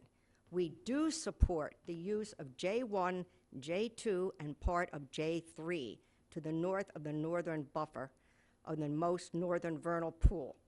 So my concern is what their recommendations are very different than what's in Article 61. So I would have, Yeah, just get the clarification from Yeah, Real Estate again, and Open Space. I understand what their intent is. I know, but you know, and- my concern with this is, once it gets over to a certain place, then it's very easy to start doing something else with it. And that does concern me. That does concern me. So, Well, if I recall correctly, we talked about these parcels at some point in the past year, and they had one feeling on it, and we had another. Different parcel. No, I don't think so. It was the one directly behind Little Shaver Lane. There's That's there's what I another had a one. question on. But Was it? Chris Yeah. makes a good point on J3, because you can do cluster or Yeah. smart growth and use that. Yeah, So I I think agree. we're in agreement with J1, 2, and 3, certainly you should go ahead with. right. Is there, I mean, I question the others as well. I'm not sure I'm in agreement with their stance, by the way, but Yeah, I'm this will not either. simplify it. But Michael's point is that we've got J4 in there right now. And Madam Chair, I agree with Michael. I would leave all 3 in, if only because we can carve it out if we're actually going to build something. 4 and 6, we had no interest in doing anything with anyway. Ed? why, J6, what's What's the reasoning for eliminating it? She just said it. It's in the heritage, endangered heritage. It's on Whatever zone portion 2. of it is, not If the that's true, entire. that would stop us anyway at this point. And to so. be clear, we cannot develop a vernal pool, so No. it's No, not but going to happen. You can have the credit, though. No, but you can take, yeah, exactly. You can get credit for that, It's so. part of your, So you want to be careful about divvying things up. I don't, Can I- Sure. Oh, I just like Sharon Flieger. One other thing, in that 61, number C, all right, the one that Mike was referring to, they don't even list parcels J1, 2, and 3 on Depot Road. They list it as Depot Street. Yeah, we You know. go back to We the got real- that. Right, we already said We got that. Right, We all already right, so what got I'm that. saying, you're saying leaving them in. The J1, 2, and 3 on Depot Road isn't even in here. no, we got that mistake already. All right, Right. all right. Okay. Okay, so my request is we get rid of J4 and J6. Okay. I agree. I agree. yeah, so we'll clean it up now. I think it makes it, Do we need to do any sort of motion? yeah, for do we this? need a So motion? I mean, maybe the simplest way to do it would be to match up to the Real Estate and Open Space Committee's recommendation. Right, and make their correction, because they've made the mistake yeah, calling just it on the- Depot Street. No, they had it right. Oh, they did We have it screwed right? Oh, sorry, okay. Just a typo on the warrant. On ours, sorry, Depot Street was on ours, I apologize. Except to be clear, they had alluded to a portion of J3 in their recommendation. We need to have the whole of J3 to be considered. Exactly. Right, That's important to us. right, So with the exclusion of that, going with their of recommendations. J4 and J6, Yeah. right. Ed? So, just a question, when did the Real Estate and Open Space present their recommendations to us? It was in last week's packet. We talked about it last week. I wasn't here last, We, You weren't here. yeah, I wasn't here, right, yeah. I don't remember remember talking about the lots, I don't remember talking about, yeah, just in or terms seeing of their that, letter. the, The trust asked. the trust actually Oh, went that's through what- the, yeah, the it's trust the went through the trust. list, and then I, as the chair of the trust in this circumstance, went and presented with Charlene and Andrea to Real Estate and Open Space, and this is what promulgated their letter of Right. support. But that's true, Ed, because I wasn't here last week, and we don't have all the same information that you guys had. Well, it was all in last week's packet, Right, that's all. so, So, help me out. What's our process? Do we have to vote so, on yeah, the, are we gonna make a motion, do we need a motion, or are you gonna just make that Actually, correction? We do have, yeah, we should do a motion on the warrant if you want to have the description changed to We wanna have remove the descrip- J4 and 6. Michael's And we also want to clarify You're right. J3. And Yeah, that we want J3, the it would We want just the be the entirety. portion, northern portion of No, it. just leave it as Leave J3. J3. No, leave it Leave it, in, all right. in full, right. Leave it But in Michael's full. right, we need a That's the reconsideration vote to open it up to make a positive motion to remove these The things. question is, do we need a motion to reconsider the voting of the warrant last week first? To amend it. We do. Okay, I make a motion to reconsider the vote on the warrant from last week. First, second. Moved and seconded. Any further discussion? All in favor? Aye. Now, I make a motion to reconsider Article 61, to revise, to only include, to change to Depot Road and to include J1, J2, and J3 only. But they actually technically need to be separate, or Yeah, the separate motions, just separate motions. just The motion reconsider for the article. reconsideration Okay, and- motion to reconsider Article 61. Second. Moved and seconded. All in favor? Aye. Article 61, I make a motion that we, Oh, sorry, abstain. Article 61, I make a motion that we change Article 61, letter C, to change the language to Depot Road instead of Depot Street, and to delete J4 and J6, the rest to remain the same. Second. Let me question, if I may, Yep. comment. I think we want to be sure that J3 again is this is entirely, And not it's the an portion. I entirety. said J1, J2, J3, not portion of. Okay. So his motion is Just to deleting accept 4 and Real Estate 6. Open Space Right. recommendation. Full, right, full parcels. I seconded it. Seconded. Any further discussion? All in favor? Aye. All opposed? Anybody abstaining? Okay. Michael? I move that we approve the annual town meeting warrant and vote to sign. Second. Well, are we sure there's nothing else we want to change? I'm sure there's nothing else I want to change. There's no amendments to the budget we're going to make? Again, Those are this is independent. just the warrant Warrant. itself, the recommendations. What we Okay. have is for March 25th for the final votes on the numbers on the budget. So this is just to put, For the articles that were put included. articles to go on. So the budget numbers you presented, we'll discuss it more fully on the 25th. Correct.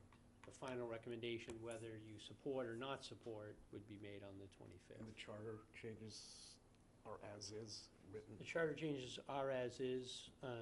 We need to send to and see if the capital outlay committee would convene a meeting to have their discussion on those. Okay. I did talk to one member and just alerted him that that would be coming. But the text is, The text, I did have a discussion with council. Any changes, we left 50 in there. If you wanted to go to 100, Attorney Giorgio seemed to think that that was within the scope of the article, that those changes could be edited since we're opening it up. Okay. Okay, so we gotta move, It was seconded. yeah, so any further? It looked like, A question, we did discuss last time on the, talk about the threshold for capital items, that discussion. Did our legal have any comments on how we treat CPC in the capital budget? Yeah, actually, we did have a discussion on that. And I believe he said that if you want to vote, you should vote specifically in the charter to remove it. His opinion was that the charter says any capital item over 50,000 needs to be included in the capital plan. The problem with CPC, not the problem, but just the way it works, you can't do a 5-year or 7-year Right, lookout. that's a year at It's a a time. yearly So that was a appropriation. question I had, So he said if you wanted, There's no again, within the motion, you could just say excluding CPC items from the the capital 5-year plan plan, because of the time length involved. because of the time length. It's impossible, if you would, to comply with that, to have a 7-year request for CPC. Right. Madam Chair, yeah, two things on that. Danny DaCosta, Finance Committee. We haven't voted anything yet. We have a meeting Thursday, but in terms of the CPC, we think we can, that's a bylaw that creates that and has that in our town. We think we can fix something there in terms of their yearly stuff that comes in. So I think I can look at that and make a recommendation there. As far as the capital plan goes, my request is that those buildings that generally get used by CPC get on the capital plan in terms of what their needs are. I don't care what the funding source ends up being, but those buildings themselves should have the Brooks Academy Museum, $1 million worth of repair needs to be done to it. This is the list. How long is it going to take? Where are we going to get the money? Those kind of things. So each building, as we discussed in the budget area, should be looked at and placed somewhere on the plan in terms of what their needs are and what their priorities are and how we're going to fit them in, is my only request. CPC comes along and fund them, great, but separate issue, right. Don? thank you, Madam Chair. And that's kind of what I was going to say. The CPC has several different wrinkles into it under state law, and we adopted it. First thing is that there's the surcharge on the real estate tax, so they have their own pool of money. Now, they're not borrowing anything because everything's limited to the funds that they have in a given year and their funds within the funds, housing or whatever.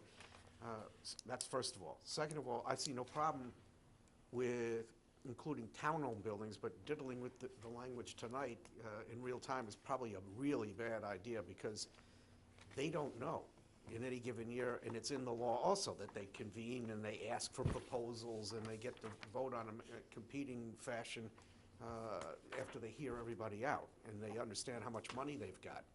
It would be near unto impossible to make them, for all of what they fund, subject to the capital plan for all of those reasons. It's, they've got their own, we don't even govern the warrant articles that they put on our warrant. That's the sole exception other than Citizen petition. Yeah, except for petition articles, that's, we have no ability to take them off. We can opine and tell people we don't really agree with this one or that one, but they have the ability to go straight to town meeting, so they're already different. If there's something like Brooks Academy, yeah, and the means by which it would be funded could be CPC or debt exclusion or whatever. But those are town-owned buildings, and it doesn't always wind up being a town-owned building that would be a competitive historic funding, for instance. So, I mean, it's too complicated to change tonight. It just is. And the other problem is, you know, even when you look at town-owned buildings, I mean, one of the most striking example is the South Harwich Meeting House. Essentially, it was licensed over to a private group to do. They developed a work program and had great intentions to raise the funds through fundraising, and they did a fairly good job of raising some funds to get some of it done. But in the end, they turned to applications for CPC to fund the project to the tune of about 70% of the cost of the project. And you know, was sort of a problem for them because it being a town building, a public building, they had to go through the whole procurement processes in doing it, which they hadn't really anticipated when they started. They were anticipating hopefully getting donations of supplies and materials and manpower, which just turned out to be unwieldy to handle, given it was a public bidding and the public bidding requirements. So I don't know how you get that to fit into being inserted in a 7-year plan. Just to follow up, I think we were headed, we went down that road, and that's the way we did that one, and we learned from it. And when the discussion came up to do the same thing at the West Harwich School, we said, no, we don't want to get into another situation like that where another 100,000 is needed, another 100,000 is needed. That went up over $500,000 that down there, the meeting house. So there's no reason why an RFP can't be sent out and some sort of study be done, or some sort of request for proposal, or some sort of examination as to what the building needs. That can be done and put on a plan. But cutting through all the government geek stuff, because the chair of the Finance Committee and I have talked in the past about this, the idea of getting the capital plan back to a plan instead of a capital budget, where it's a one-off, every year it changes, was to get us back to the original intent. And the intent was to inform the public as to what their debt burden was going to be, along with their property taxes, so that we could aim towards some plan. It wasn't just our plan, it was for our taxpayers to be able to plan their payments over a period of years. To that extent, if it's going to CPC, it has no effect whatsoever on that discussion. It just doesn't. Move the question. Is that appropriate? Be more like, what's the question? It's been moved and seconded. Ed? Just to comment, you know, on the South Harwich Meeting House, you know, it did have to come back, and as the project developed, it came back to CPC for several infusions of funding. But I don't really see anything wrong with that, because I don't, you know, it's unclear to me that you would ever been able to put out a request for proposal and get the product developed that we have now, that's going to be available for the public, for public gatherings and entertainments and uses any other way. And quite honestly, you know, had we not, I think, you know, it's close to $500,000 they spent of CPC money, you know, and that was all money under their 10% cap. If we hadn't spent it on that, we would probably have $500,000 sitting in the historic fund, waiting, trying to find something to spend it on. And it seems to me that was probably as good a project as any. Madam Chair, before the vote occurs, I just want to, on Article 62, on the revolving accounts, you had asked, and I did put in, we did put it in under the explanation, and I don't know if the board was comfortable having it under explanation, or do you want to have it in the body of the material? And this goes to the revolving accounts, that all entities authorized to spend from any revolving funds are required to submit a quarterly report of spending to the town administrator and the Board of Selectmen. We have that in the explanation, and I just wanted to make sure if the board's okay with it in explanation, or would you rather have it moved up into the text? I think you mean the text. You want the text? What do you think? Just move it. Doesn't make any difference. I don't I'm really indifferent, mind. whatever, I'll take whatever. And the only suggestion difference is it would be incorporated in the bylaw, so it would be You'd in be there able to read it. bylaw-wise Right. versus the explanation becomes a legislative history. Then put it in the bylaw, I would agree. So I'll move that up Yeah, I think it serves a better With that purpose in the change. bylaw. with that change. Yeah, Okay, that's part of the motion. It was part of my second. Okay. Okay, now you're talking. okay, so, And, any, well, just on another warrant, I was, another article, I was in conversation with a selectwoman over in Brewster today, over how their town meeting was shaping up, and we actually share a common article that's been actually inserted in about 9 town meetings, and that's Article 50. It's a general bylaw request, and its intent is to eliminate the amount of plastic. But if you read it, it's very short and simple, and we all tend to like short and simple. But the downsides of this for problems that it's going to provide for the town, the recreation department, our public service, public safety people, on their ability to be able to move needed water around for life safety issues is just crazy. And I think we need to have a report prepared by those departments of the downsides of this, so when we take it up during our review, we have all the facts and information. And I have all the emails from Brewster from each department head Yeah. with that stuff that I can share with the rest of the board. But it's a petition It's a article, petition so we article. can't I touch know. it. Keep now. practicing that You can only speech. do the Oh, I know. recommendation I know. relative to it, we can't amend it. But I have those, Ed, if you want me to send Right. them to you. okay. Good So we point. still have a motion. It's a good point, though, I mean, okay, so, It's one of those ones I think we should get the word out ahead of time before it starts getting some momentum of its own. okay, So with the change, so at this point, revolving funds. we had the, Yeah, We're we ready to changed it, vote. so we're We're ready to all vote. set. Revolving funds. we've moved, You all right, motioned to, I'm gonna call the vote, Good. and I seconded it that way. okay.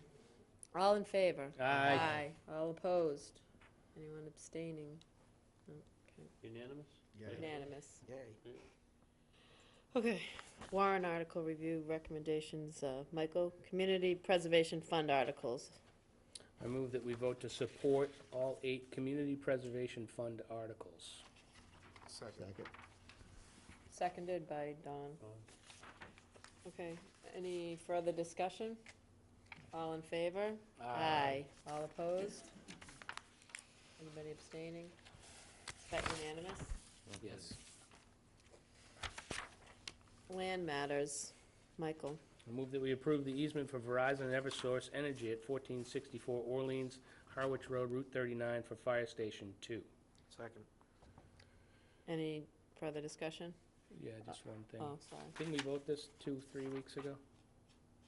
You voted to put it on to have it, but this is also, I think we did a license agreement to allow them to do the work now. Okay. This would be the easement itself. All right. Thank you. All in favor? Aye. All opposed? Affordable Housing Trust Fund, list of town properties to designate as affordable. Michael? Chris, on this, obviously, we just adjusted this. Yeah.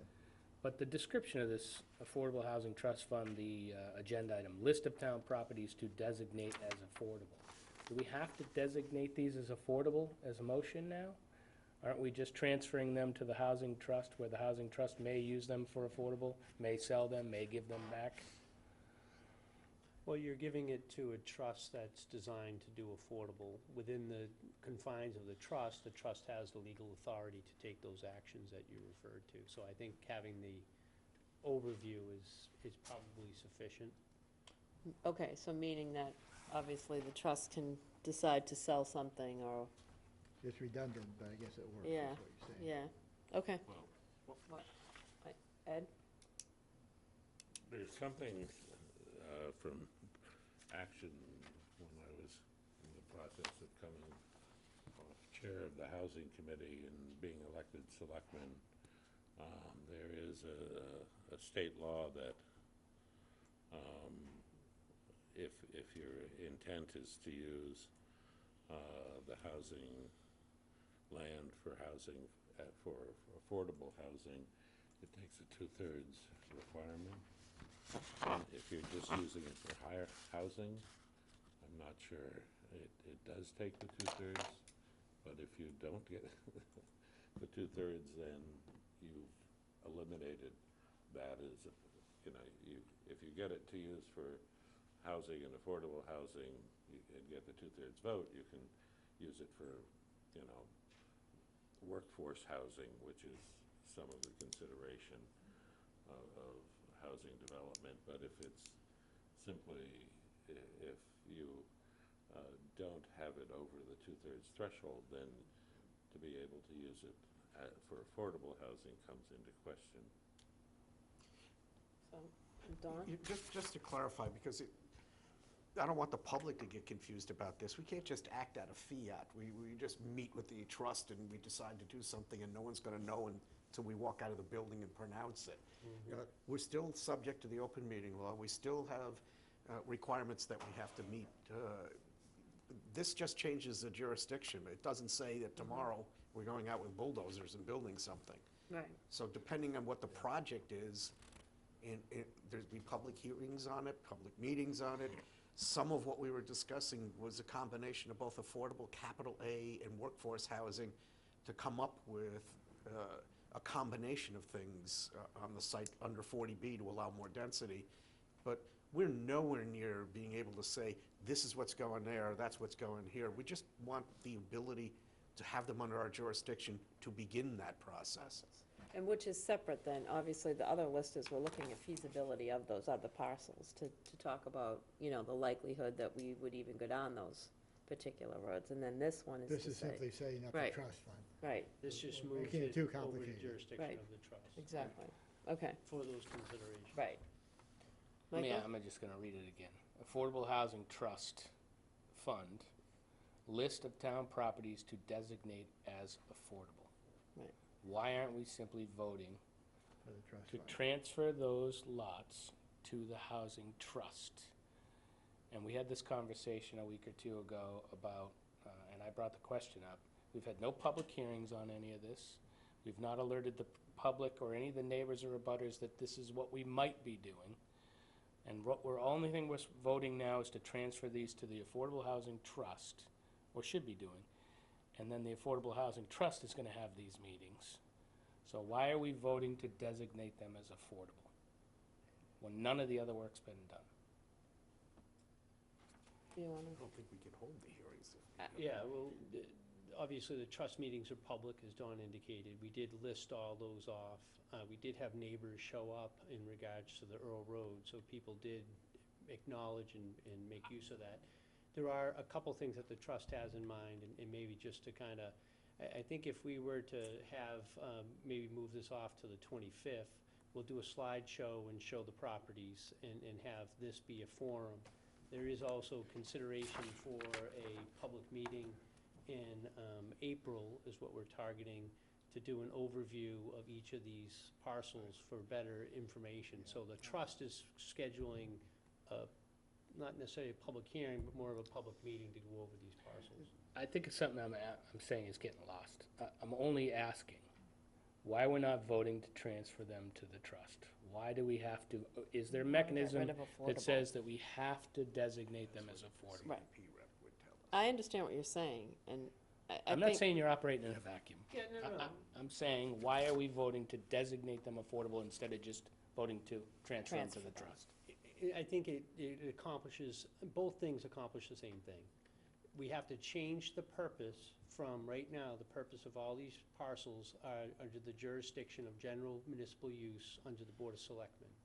The action that will be taken is to take all the properties on that list and transfer them from the jurisdiction, the purpose of general municipal General use, to- and put it to the jurisdiction of the trust. Get it?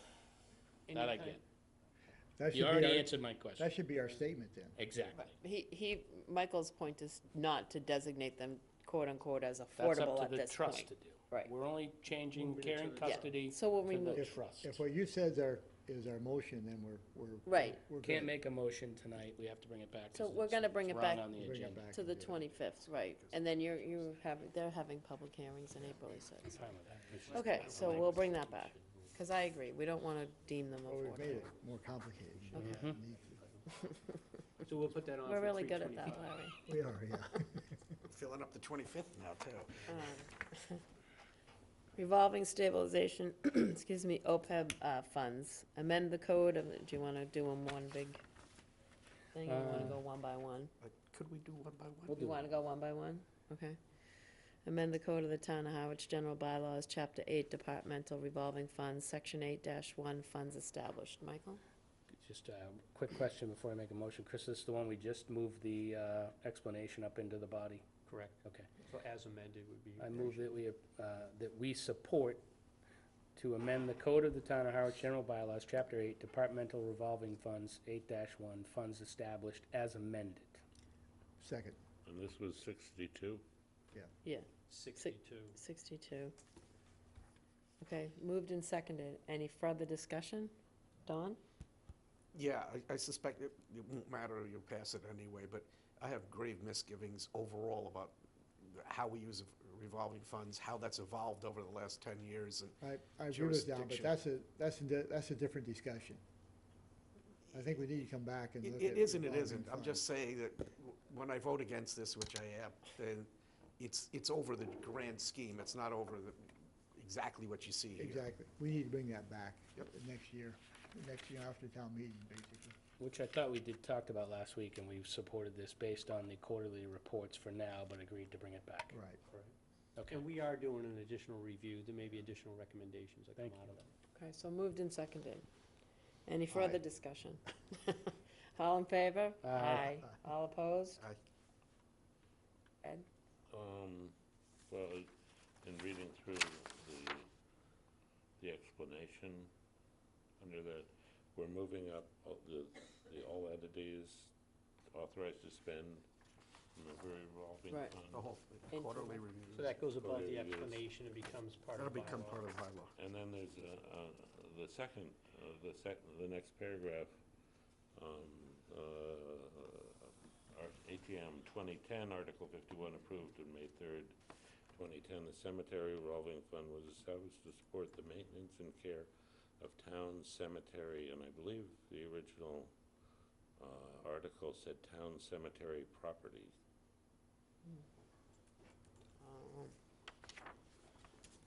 Not just town cemeteries, which is what the explanation. And there's a significant difference between saying town cemeteries and town cemetery property. So we Town can cemetery property is all the property under the auspices of the Cemetery Commission, including, Not developed. yeah, so, Including which? well, but the expansion of the Arboretum, that, some of that land is gonna be under their So the Arboretum project would be affected if you didn't. Say your Oh, name. Robin Kelly, Cemetery Administrator. Thank you. So with the Arboretum project, we have the property that was taken at last town meeting. That is in the back section of the cemetery property where is the white and cedar swamps are. So that is now considered cemetery property. That's not going to be for burials, and that could be affected by that language. Okay. So we can do as amended. If we and can add the properties Thank you. on that, I think So- that makes sense. Okay. And so my motion included as amended. Okay. Who seconded that? I I just wanted to make sure that was Don, you still included. second it? No, I Yeah. voted against it. Larry. Larry I seconded just it. wanted to make sure that was one of the Okay. Okay, so amendments. all in favor, though? Aye. Aye. Aye. Okay, opposed? Still. Okay. All right, rescind the establishment of the Capital Infrastructure Revitalization Fund at Cranberry Valley Golf Course. Michael? Move that we support rescinding the authorization for the golf restaurant lease 53D revolving account and transfer the balance into the pro shop revolving account. Second. Moved and seconded. Any further discussion? All in favor? Aye. All opposed? Okay. Rescind the authorization for the golf, oh, No, what, we didn't. no, think we you just, read I the just, I second read this one. one, you read, Oh. yeah. All right, All so right, we'll I'll go read back that up one. to that one, yeah. All right. Go ahead. I move that we support rescinding the establishment of the Capital Infrastructure Revitalization Fund at Cranberry Valley Golf Course. Second. Moved and seconded. Any further discussion? All in favor? Aye. All opposed? Departmental revolving funds authorization. I move that we support departmental revolving fund authorization. Second. Moved and seconded. Any further discussion? Dana DeCosta. Dana? I guess I have two questions. I guess one the town administrator could probably answer. Where this adds up to over $1 million, can the amounts be adjusted within the table by a motion? I would think, unless you make them higher. I think you wouldn't be able to move them higher, you Right. could move them lower. And if monies come into those revolving funds, there's no administrative fee like you would have on the water fund, for example, where part of that goes to the town general fund to cover administrative fees and so forth. All of this is just used for those purposes. Is there, if money exceeds the amount that's in there, does that go into the general fund? Does any money from these revolving funds ever get to the general fund? I don't believe so. Just to provide clarification, though, that an enterprise fund, which these are not, Right. they're revolving accounts, have what they call indirect costs. Those indirect costs are factored in. So as an example, water department employees are funded from water fees, and we provide health insurance to those people. So we do an assessment and capture those indirect charges, and the water fees pay for that service. We do have, in some limited cases, in these revolving accounts, just thinking about the cultural center and the community center and recreation, where we do have, I think it's like $1.25 fee or some small fee, $5 fee, that does go to offset the cost of the facility for operating that program out of. So we don't have a direct indirect charge similar to what we have on the water enterprise, but we do collect a little extra to offset some of the cost of the building operations. And that just gets to my question, and this is really Angelo that's been pointing it out all along, and that, as we heard in the budget meeting on this all-day Saturday meeting, there's just a lot of interdepartmental cooperation between all of these entities that go on, and none of that money gets to the general fund to be able to help out where those cooperations happen. Some departments get left short, while others are spending all their revenue for programs and things like that. And I just think when you have your general discussion about revolving funds, maybe that's something you think about, because that certainly is going on right now, and those revolving funds add up to $1 million, and it's money that doesn't help out some of the departments that are helping them. Thank you, Dana. Michael? Dana, I would just say that that interdepartmental cooperation is what makes Harwich great. But we've all agreed to take up the revolving funds, and I've heard Angelo's concerns over this for the past few years. You know, we have very differing opinions, because we're not gonna not replenish the beaches or mow the parks if rec doesn't pay us. We're gonna do it anyway. But we certainly need to have that discussion, and Don's been driving that, so. So I think we're good. Don? Can vote on it? Yeah, I mean, totally different tack from Dana, just so that it's out there for the minutes, for that discussion that we'll have in the future. I've spoken with Carol Capola about this. Dana's right, there's over $1 million that's offline. I mean, I understand the need for having these funds, but they're not only offline, but we live in a line item budget state, except for schools. Everything that gets done right on, from office supplies on up, is designated as such. The way these things are structured, there are no line items within them. I mean, it's just a pool of money, and if it roughly meets the jurisdictional authority for the entity that's making the expenditure, it's okay, you can spend it. And I'm troubled by that, because there is no structure to the inside of this black box. And I'm looking at more, not just who's got these funds, but the magnitude of the funds and what goes on internally within the funds. Chris? Yeah, we're actually looking at administration and working with finance. We're actually looking at that very question of, okay, we have the quarterly reports coming in. I don't know if we're gonna get down to a specific line item of, do we have how many pencils to purchase and things of that nature. But the thing that we will look at in recreation in particular, which I already talked to the recreation director, if he runs a basketball camp, then he would have that, the camp would generate, if there's 100 kids, that the camp generates, 100 kids and the revenue that's associated with it. And then the basketball camp then has to pay referees and get jerseys and things of that nature. So we'll try to break things down a little bit by program, so that way people get a sense for, okay, where is that money coming in and what's it being used for? So in this case, it would be kind of almost a programmatic budget in some cases, particularly recreation, because it is driven by programs. And they're one of the bigger ones here. I think golf also, we can certainly do something with golf, the revenue that gets generated and what that goes back into. But we're aware of that, and we're going to try to put something together to get departments to submit that on a program basis. Thank you, Chris. Vote. So, You have a motion and a second. I don't Right. think there's a vote yet. So. no, we haven't voted. So, all in favor? Aye. All opposed? Aye. You want to go? Sure. Just before we do the stabilization fund, OPEB trust fund, and fund prior years unpaid bills, no numbers on these, Chris? I mean, we're gonna certainly, We do have numbers on there. what's the number on the stabilization? Stabilization, we have 400. OPEB trust, 500. Did the stabilization go down due to the? Yeah, on the budget reductions. All right, I'd like to hold on that if the board doesn't mind. I'd like to hear what the budget reductions were I think we actually reduced first. that out of OPEB, so the OPEB, I think, should have went down by 50,000. So so stabilization, you have a 400,000? Yes, And what do you have OPEB at? I think that's 450. All right, so why don't we bring these back when we know what they are, and I'd actually like to hear the Yeah, budget that's fine. adjustments. We can have that. All right, we'll bring those back. And then the fund prior years unpaid bills, do we normally vote to support that now, or do we wait until we know what those bills Yeah, are? I would probably wait on that. We don't anticipate any ones that come in, but it's under $1,000. And I always want to wait for departments to give them the last minute to, if something surfaces. Okay. So I'll bring that back. So those And- three would be on the 25th. Customary articles, herring fisheries. Move that we support the herring fisheries article. Second.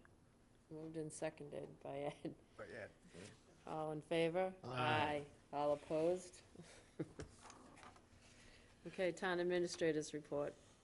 So as was alluded to earlier, the budget plan that was submitted by administration had in there a funding source that included the going from 4% to 6% on the short-term rentals. The board voted to take that article out. I had kind of round numbers, had said 350,000.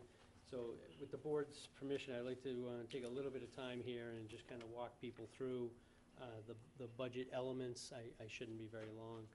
But on that, there's a couple things that we have.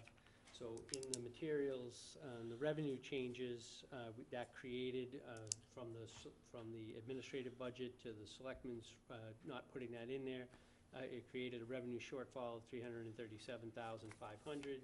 That was the actual number that we had used. I am recommending in here we have sick and vacation buyback as a group. I believe that was about 80,000. We did identify additional retirements coming up that we have to provide funding for, so it comes close to 100,000. So the recommendation here is to fund 50,000 of the vacation and sick buyback, which we're legally entitled to, legally required to do under collective bargaining and in the non-union schedule to provide. So 50,000 would come from taxation instead of the 70 that's in the budget, and 50,000 would come from free cash. And I think I did take that from the OPEB, so I will confirm that. 70,000 from free cash? Sorry, Julie. It's 50,000 is what I have on the, and this is in the material in the packet. 50,000. So that leaves a shortfall, from a revenue shortfall of 287,500. And then I do have a list of items, really the items of significance. DPW, 25,000.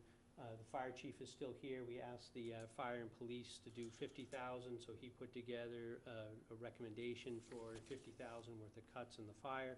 So he's here, obviously, to respond if you have specific questions on his. He took the primary out of overtime. I think it's safe to say that 50,000, so he did not cut any people. In the EOS, we had several items that were EOS related. EOS, just for the general public, were enhancement of services that were not built into previous budgets that were asked for above and beyond. So we had a treasurer's self-serve, which is almost $6,000 that I decided to eliminate. The IT, the network administrator, would be a new position. I couldn't see going forward with new positions.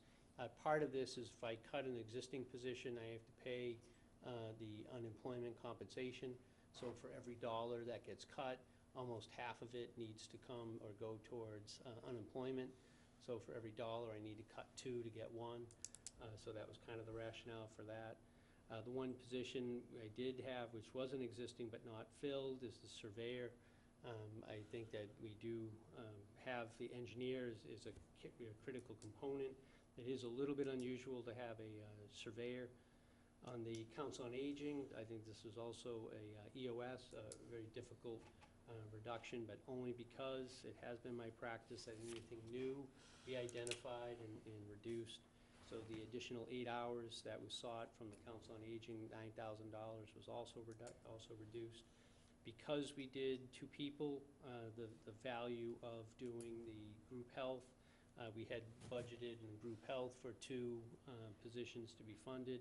And because we don't have those 2 positions, we wouldn't have to have the health insurance related to that, so that would be an EOS reduction. Transfers to the sewer enterprise fund. One of the major areas in the budget that we increased was to fund the sewer enterprise account, to create that subsidy account. So I did recommend here to go from 100,000 for the program administrator down to 75,000 because I just needed to find somewhere. On the police department, they did also, I asked the chief and deputy chief to put together a recommendation.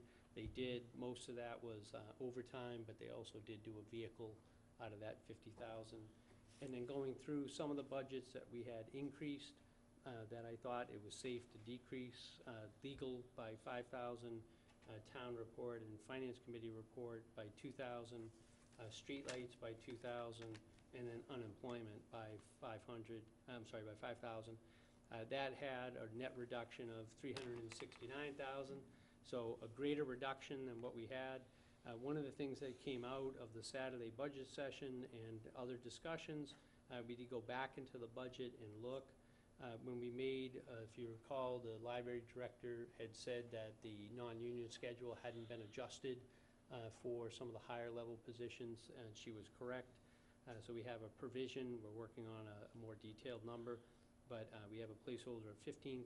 Hopefully that number goes down, but 15,000 to make those adjustments to mirror to the union. On the vacation and sick leave, we did not have provision for a non-union person, so this is the calculated number for that. That totals about 26,000. The veterans assessment came in above and beyond what we had budgeted. They had a requirement to add an additional person, so that was 2,800 that was added to that. I didn't want to have IT and surveying not have any resources in the budget. So we have provision in here of $20,000 for each for contracts. So Foster would be able to continue to use the county as an example, as a backstop, and the surveyor, the engineer would be able to do that. Those increases were about $84,000, which balances the budget again and leaves a small surplus of just under $2,000. The second page in the material, I had asked Carol to kind of break out. There was some elements of where were the increases. You can see on this sheet, kind of in the category, one of the major areas, the total increase in the budget was 4.7, almost $4.8 million. When you take the education component, this is not just Monomoy, but it's also the $910,000 for the debt assessment for Cape Tech. There's almost $2 million there for those assessments. And then the $1.2 million in the debt service that is listed for the different projects. So out of that 4.7, 3.3 basically is in those two categories. And then the salary and wages was $642,000, which covers the collective bargaining agreements that had been previously negotiated in that cost. So when you look at the available money that's left, there's not a heck of a lot that we have areas to cut. The other is communication and purchase service. You see that that's a 12.8% increase, $267,000. The vast majority of that is on tipping fees related to Lincoln's operation for municipal solid waste. So we could cut that and then at the end of the year run short and have to provide a subsidy to that, as we have done in a couple of years. So that's an area where it's high, but that's an area also where, one way or another, we do get the revenue when that gets done, but we have to provide for the budget to actually provide for the tipping fees. So Carol actually did this work for me on the page 2, just to kind of show a little bit of the scope as to where the different dollars go. And then on the bottom part, she took out, on salary and wages, she took out the education and just put in the town side, police, fire, DPW, and town hall costs to see what the cost center was. Overall, in that was 4.2% was the number, and that includes, again, Lincoln's tipping fees of, I think his was about $230,000 out of the purchase services. Thank you, Chris. Any comments, questions? I want to put a context in this because there's been a lot of discussion outside of this meeting. I know I've had people come up to me. I'm not sure the rest of you have, but let me start with a couple of things. The town side, and this doesn't include the tech or Monomoy Regional School, from 2015 right on through the proposed budget of 2020, the town has gone up 37.8% during that period of time. The school side, not including the tech, Monomoy Regional School District, apparently they're more economical than us. From 2015 to 2020, 33.3% increase. I mean, these are not increases that are sustainable. And one of the reasons that I wanted to pull out the 2% from the rooms tax, that was a misunderstanding too in the public, is because we have this seemingly insatiable appetite for expansion. The 2%, if we were nailing that down to go back in to our budget as a reduction to the taxpayers somehow for the borrowings, for instance, would have made some sense to me. But that was not what was happening. This was being used as an escape route to get outside of 2.5 and just keep hitting the accelerator pedal. When I made the recommendation about the schools, there was misunderstanding about that. There wasn't one teacher. If they took the route that I would suggest that they take, if we took $175,000 out of them, not one teacher would be affected, not transportation, nothing. They're looking for $175,000 to put in a stabilization fund. That stabilization fund is not associated with an expenditure. It's just there in case they need it. I mean, We all have problems like that. Our FinCom has the ability to listen to unanticipated needs and make disbursements if it's a need. Just to have a fund sitting around just doesn't seem wise, especially with all of the expenditures. Again, 33.3% on the school side, 37.8% on the town side from 2015 to today. If you compound 2.5, you can't get anywhere near there. And that's the context, because these are not like subjective thoughts. I went back to every town report from 2014 forward. I mean, this is what it is. Just on the schools, I did have an opportunity to talk to the superintendent. It's my recollection from the conversation that the total amount of his request for the stabilization, he asked for stabilization last year.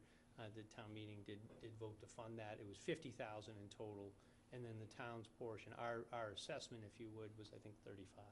So it's not 175, it's only 50 in total, and then our assessment would be our portion of that. Is that in here?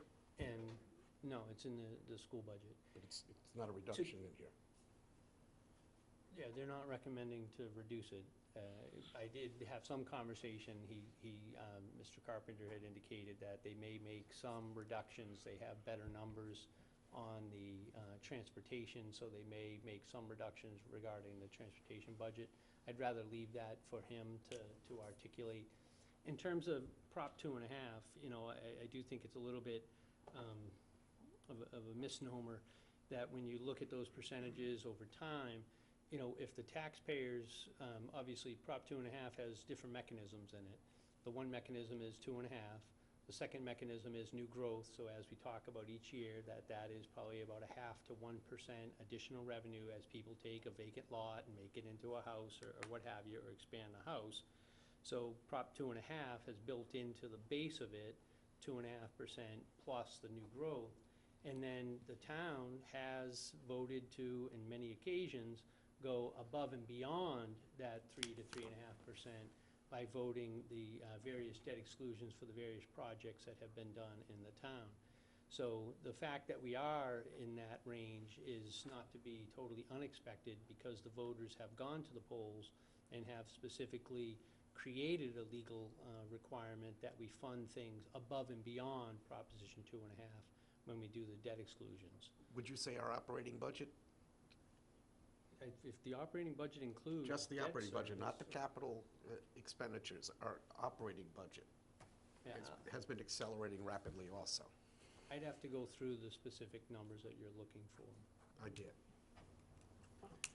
I think, I mean, we also have to, without getting into analytical things on past budgets, we also have had collective discussions about increases in various pay scales that we've had to address. Never mind, we're all paying for, you know, wastewater initiatives that nobody wants, but we have to do. So we have to, you know, I mean, it's, all of us understand that the budget is growing and growing and growing. I don't disagree with that, but I mean, collectively, I'd like to, a better opportunity to respond to all of that.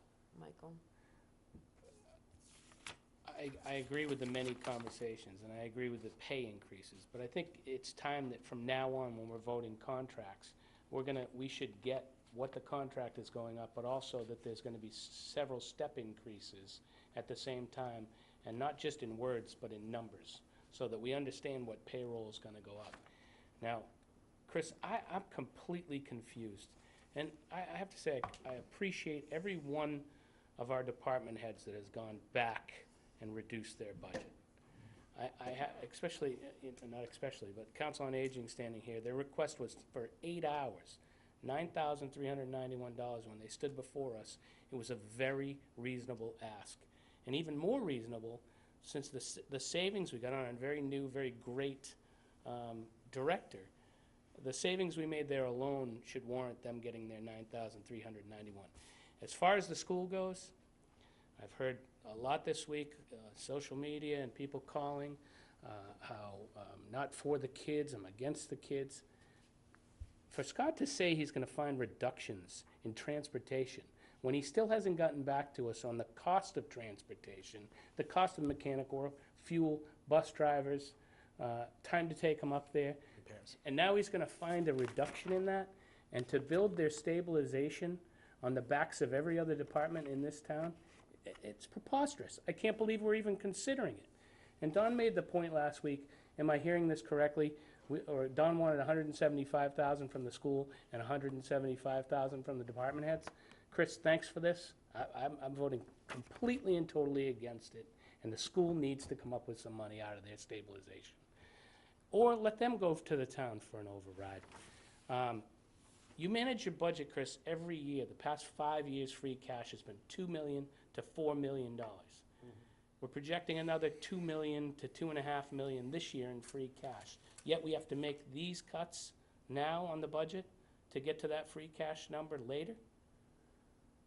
I think it's absolutely preposterous that the school administrator has not been back before us and given us the answers to the question we want other than in an email, and not come to the table but ask these department heads and for the town side to absorb the $350,000. And I won't support it at all. Yeah, just to that point, I mean, at the last meeting, there was, you know, a discussion that said we're gonna make the cuts of not doing the 4 to 6. I think it was actually Don that said, can the 350 be divvied up between the two departments? He didn't get a second that I recall, or a vote wasn't taken. So the board said, make the reductions in what the impact of 4 to 6 was, and that you would be back to have a discussion with the Monomoy Regional School District.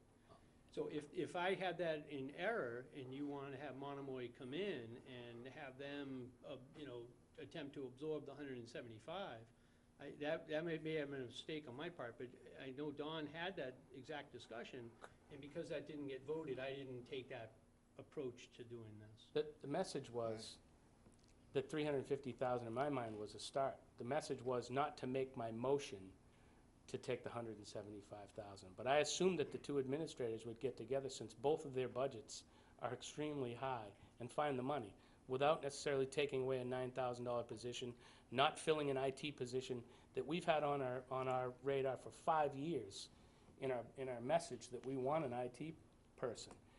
And again, back to the free cash thing, Chris. How do we manage the budget to have that much free cash? And then we're gonna cut all of these programs. I really don't understand it. So, Madam Chair, I mean, I don't want to be, I'm certainly not going to be argumentative. I'm just going to state the facts. But all these items are things that are recurring costs. So free cash, I can only fund things that are one-time or exceptional costs. So these are items that the revenue source, for better or for worse, that I identify was a perpetual revenue source. By not having a perpetual revenue source, I can't backfill a perpetual cost with free cash. And in terms of free cash, you know, as has been indicated previously, when you look at the free cash, yes, we have been running a little higher than normal. I cannot take into account one-time revenues. I can't take into account any expenses, any recoveries that we make from back taxes. So some things I just cannot use in that free cash calculation. We do overall, again, the budget is set 18 months in advance of the revenues coming in. There has to be a margin of error. Your own policies say on the revenue side I should only collect 90% and leave a 10% buffer. We leave those buffers in there and we try to come in close to the $2 million because that's a percentage of the 70 million in total. So where we have been historically a little higher is because we've been having more of one-time revenues come in and some of those other items, and not necessarily just driven by revenues or government or turnbacks. Thank you, Chris. Larry? My concern is, as I said last week, was two concerns. One was that I don't know if a 7% increase on top of about, you know, year after year after year sustainable. And I think we're going to be hit with big taxes. And I think we pretty much all have that concern.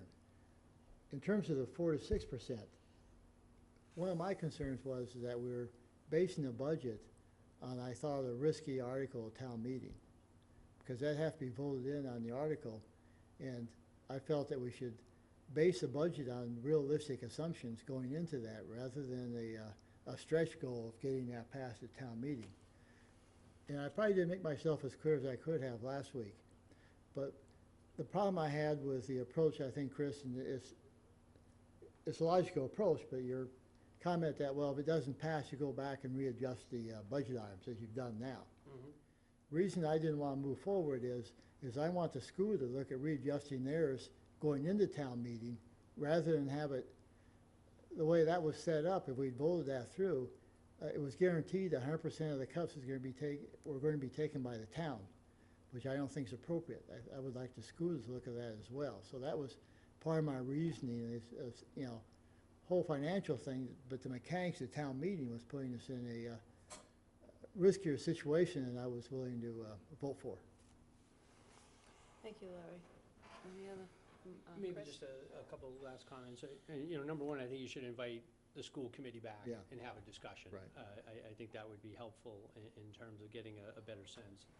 And trust me, I've already heard and I recognize that there's, some of these cuts are difficult.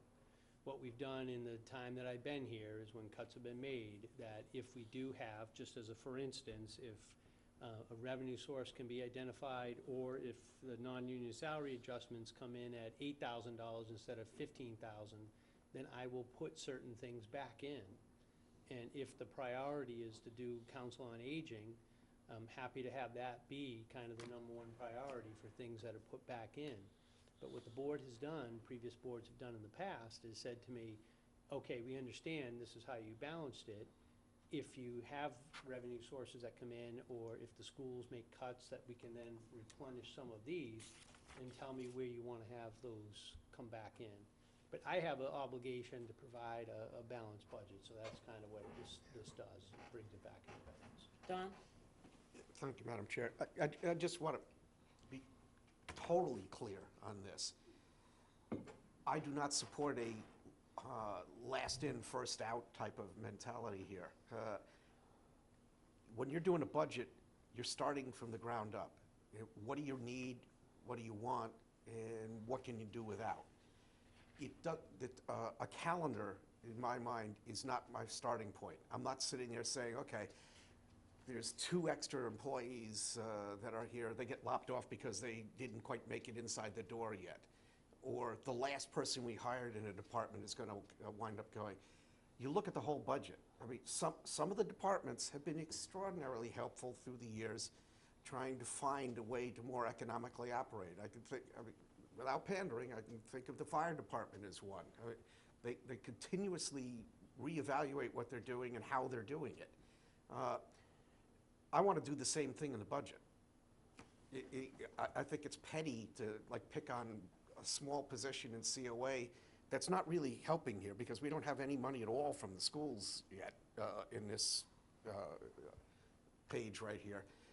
If that's worth more than something we're currently doing that we could do without because we want to do that in COA, that's the discussion you have. You don't just say, you know, at this point, this is all we can fund, and anybody who wants anything new or anybody who just recently got something is going to get thrown overboard. That is not a priority of mine, and I'll vote against that. You tear the budget up, you look at what you got, you look at what you need, and then you reconstruct the budget. And if you do need one of those new positions to more effectively operate, you fund those and find the money somewhere else. Because in a budget that's projected out at over 40 million for our part, I mean, you should be able to find $9,000 somewhere. It almost feels like I want to show everybody that it hurts. There are other places to go. And it's not our job to go to those places, because those are sub-line items within the department. It's your job and Carol's job to sit there and say, what can we do without? And to Michael's point about the free cash, I know this is an old saw to everybody, but free cash is not free. Free cash is a statement of money that you budgeted in the prior year and you had left over because you didn't associate it with an expense, essentially. I mean, to the extent that you can go 2, 3, 4 years and you're finding free cash at 3 million plus every year. It no longer is a one-off thing. It's like you're planning on it to be in excess. I feel comfortable with 1.5 to 2, but I look back at, I asked Carol months ago for a free cash figure because it just seemed to me that we have way too much money, and what that winds up doing is because last year I asked for a portion of to get plowed into the enterprise fund for the sewer because we weren't going to have any initial money to be able to pay for things. And that's the kind of thing I look at doing. But I feel like we're getting addicted to buying things and toys every year because we got free cash. It isn't free cash. It's like I said, it's essentially over budgeting. And if we sharpen our pencils a little bit more, as Mr. DeCosta often says, I'm sure we could find this. But I'm with Michael. I mean, I don't really want to trash a $9,000 position on this because that's easy to say that, well, you know, we don't have the money and it's a new request. I'm looking at relative values of everything in the budget, not just what time it is that the request was made. Thank you, Don. Any other comments? Ed? Well, I have one. no. Michael? I see we have some folks standing up. But Yeah, I standing know, for so some time. I'd- I'd like to pass Do you have my a quick time to comment? them. Because I'd like Yeah, Chris, in the operating budget, you show a line item for $160,000 for capital purchases. So out of the capital plan, $160,000 of the equipment's being paid for out of the operating budget? Am I Actually, remembering that?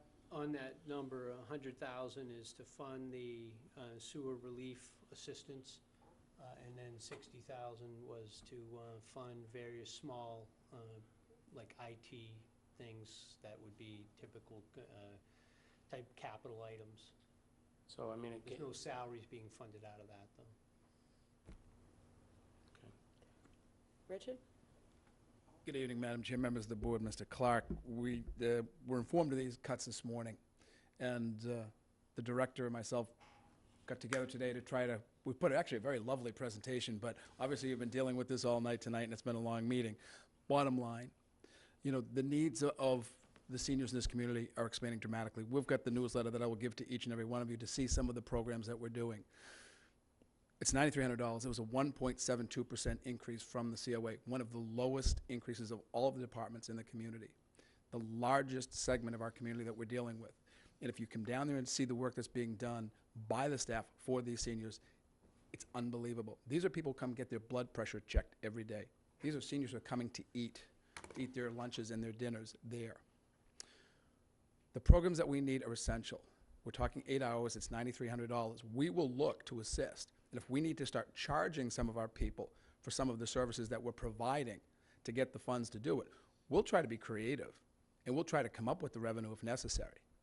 I hate to charge a senior for something to come to a breakfast that they're coming to every month, and we're getting 75 people. Mr. Clark was at a breakfast the other day that was sold out with the people there. We ask for a donation. If we have to start charging tickets to get them to come to raise that funds, we'll do it. But we're formally asking for reconsideration of that position. And I know you're going to hear from everybody who's got a cut, but we're here tonight. I'd like to introduce briefly the Director of the Council on Aging for a brief synopsis of the report that we discussed today. Thank you. Hi again, Emily Mitchell, Council on Aging Director.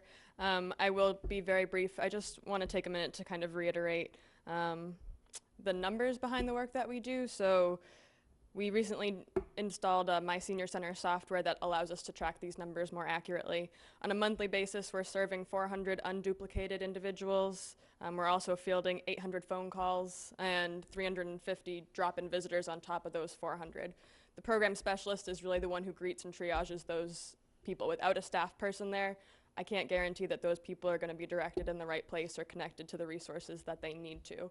So we're trying desperately to stay afloat. We have phenomenal volunteers who, I'll reiterate, do the work of 3 full-time equivalents, about 5,600 hours per year of volunteer work. So we're pulling from every source that we can, but it would really make an immense difference for our department and the seniors who we serve if we had that additional 8-hour funding. So thank you for your support you've shared Thank you. tonight. And I'm sure that we can dig deep and find that there's no way we want to cut from, you know, the senior population, let alone the expanding population that we really need to be helping more so. So, and it would be a tragedy to have to charge them. So I think we'll work hard to make sure that doesn't happen. Thank you very much. Thank you. I'm Evening going to Chief. take a little bit of a different tack, just say the glass is half full. You gave the mission to the administrator to cut the budget, X amount of dollars. He reached out to the department heads. We did it. I'm not going to ask for any of it back. I know Chief Gilmet and myself were very specific where those cuts are going to come.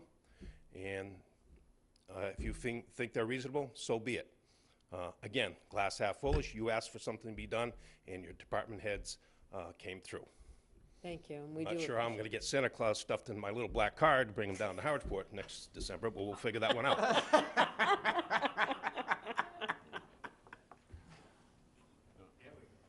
Ed?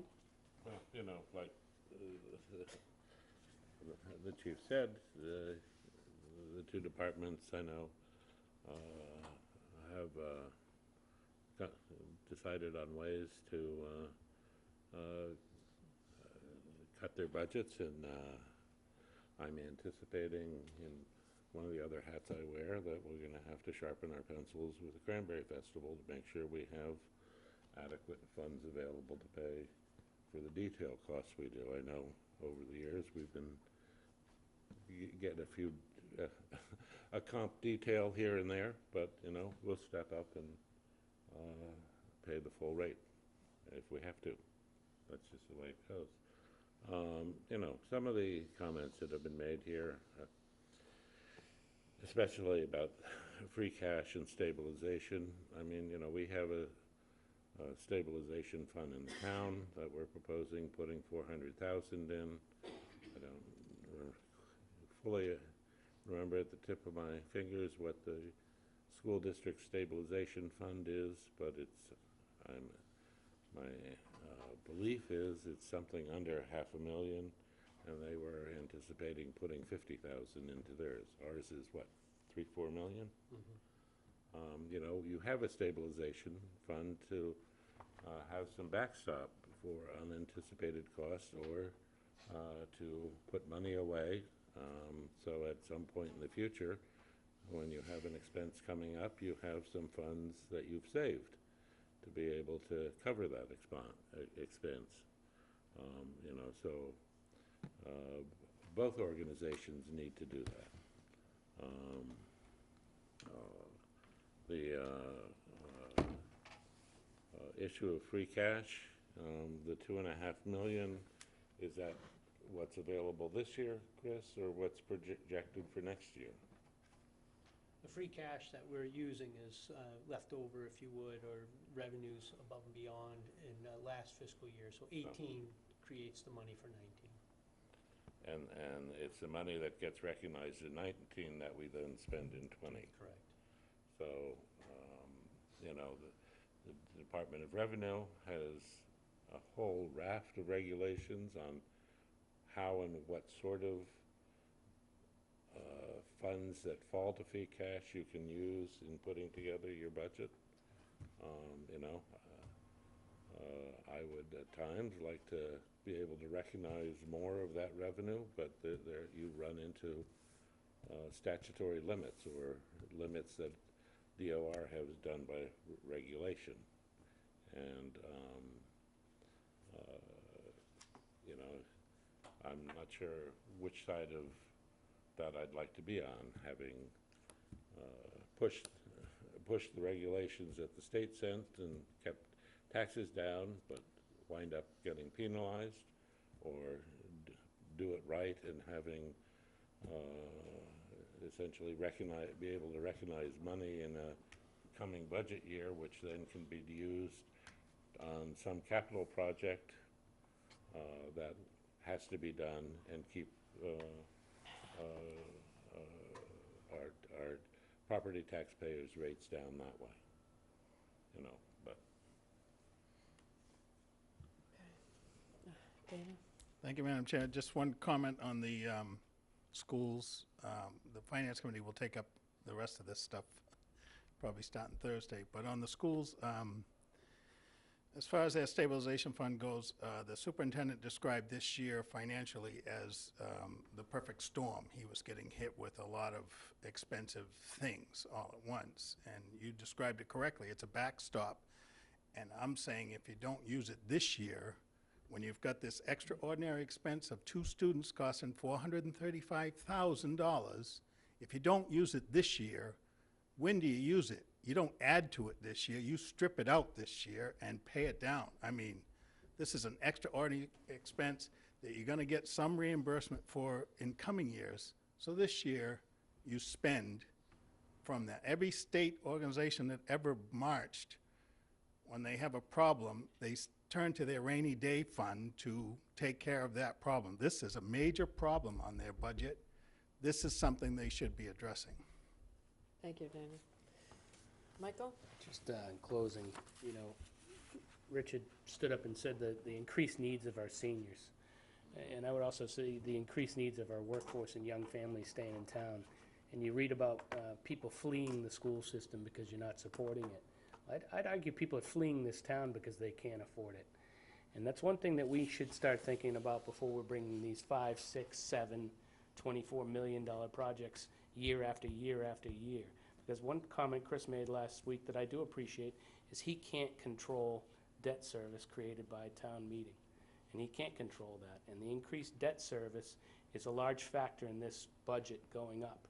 Yet we just voted to support another project for $6 million right after a town meeting where we supported $30 million worth of debt exclusions. If we keep coming before the taxpayers with these large projects and they keep getting voted by town meeting, the other people that aren't attending, the other large percentage of people that aren't attending, they are fleeing this town. People are saying on a daily basis they can't afford to live here. The tax rate's going up, the assessments are going up, people's bills are going up, and I think that's going to be the fleeing of Harwich, not necessarily the not supporting the schools. And I think everyone at this table supports the schools. We're asking that they dive into their rainy day fund for this one-time event and not make the town administrator hit all of our department heads. But more important, you know, 2.5+ growth a year, Chris, starting 10 years ago, was 45 million, and now we're at 71 million. And your 5-year projection shows us over 80 million. Where are we going?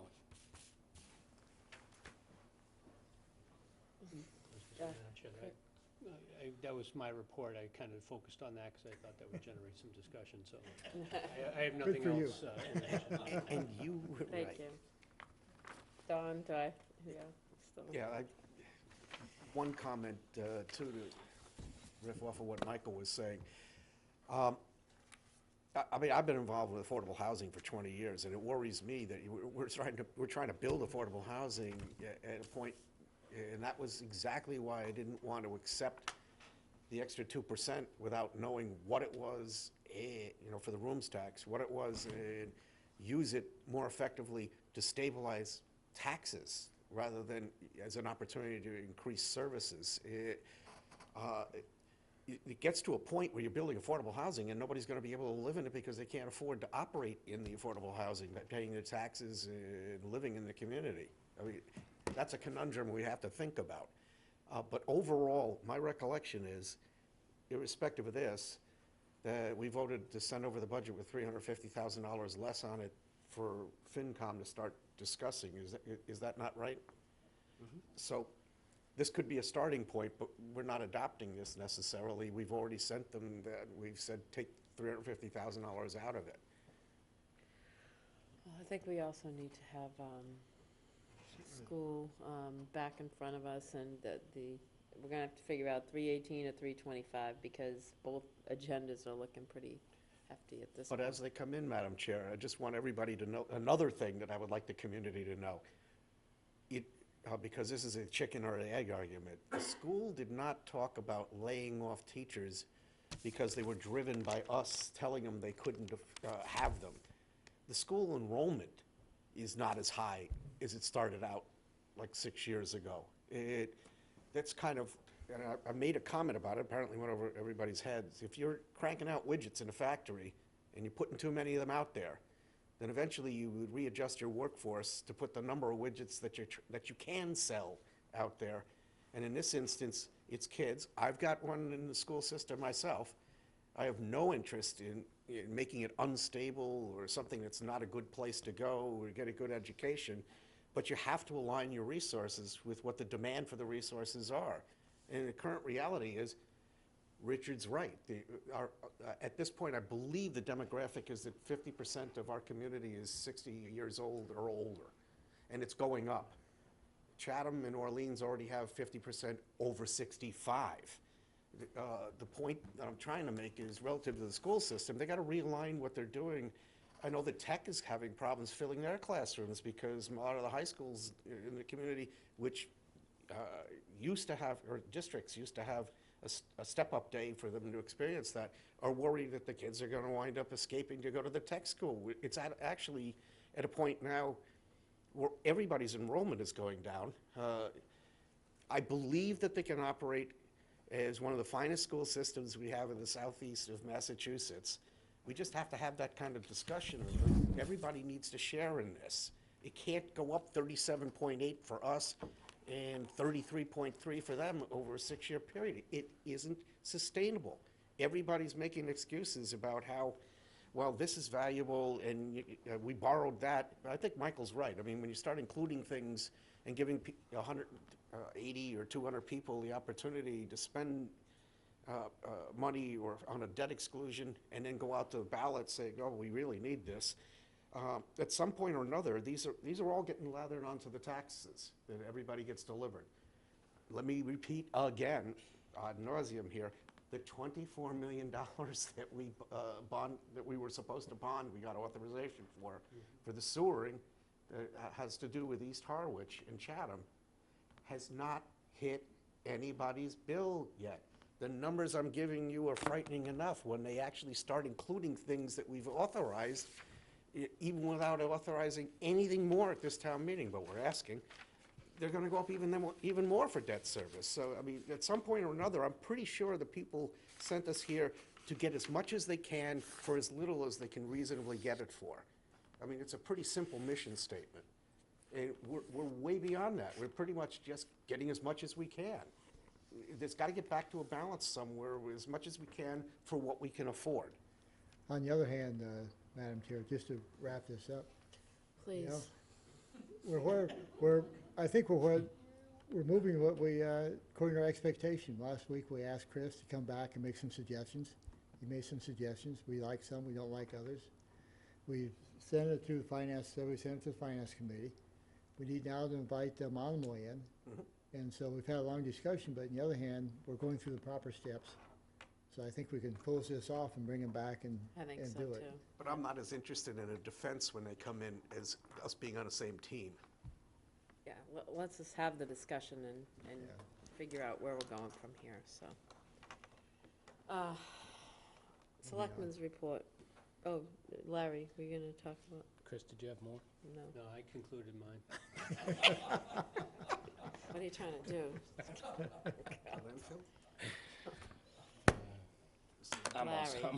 Larry has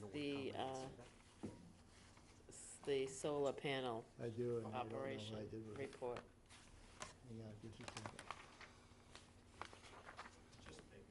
Maybe while Larry's, I mean, it was in the materials, just the chart, so that people know the operation of the landfill, how much solar is generated on a daily basis or monthly basis, and what the revenue is.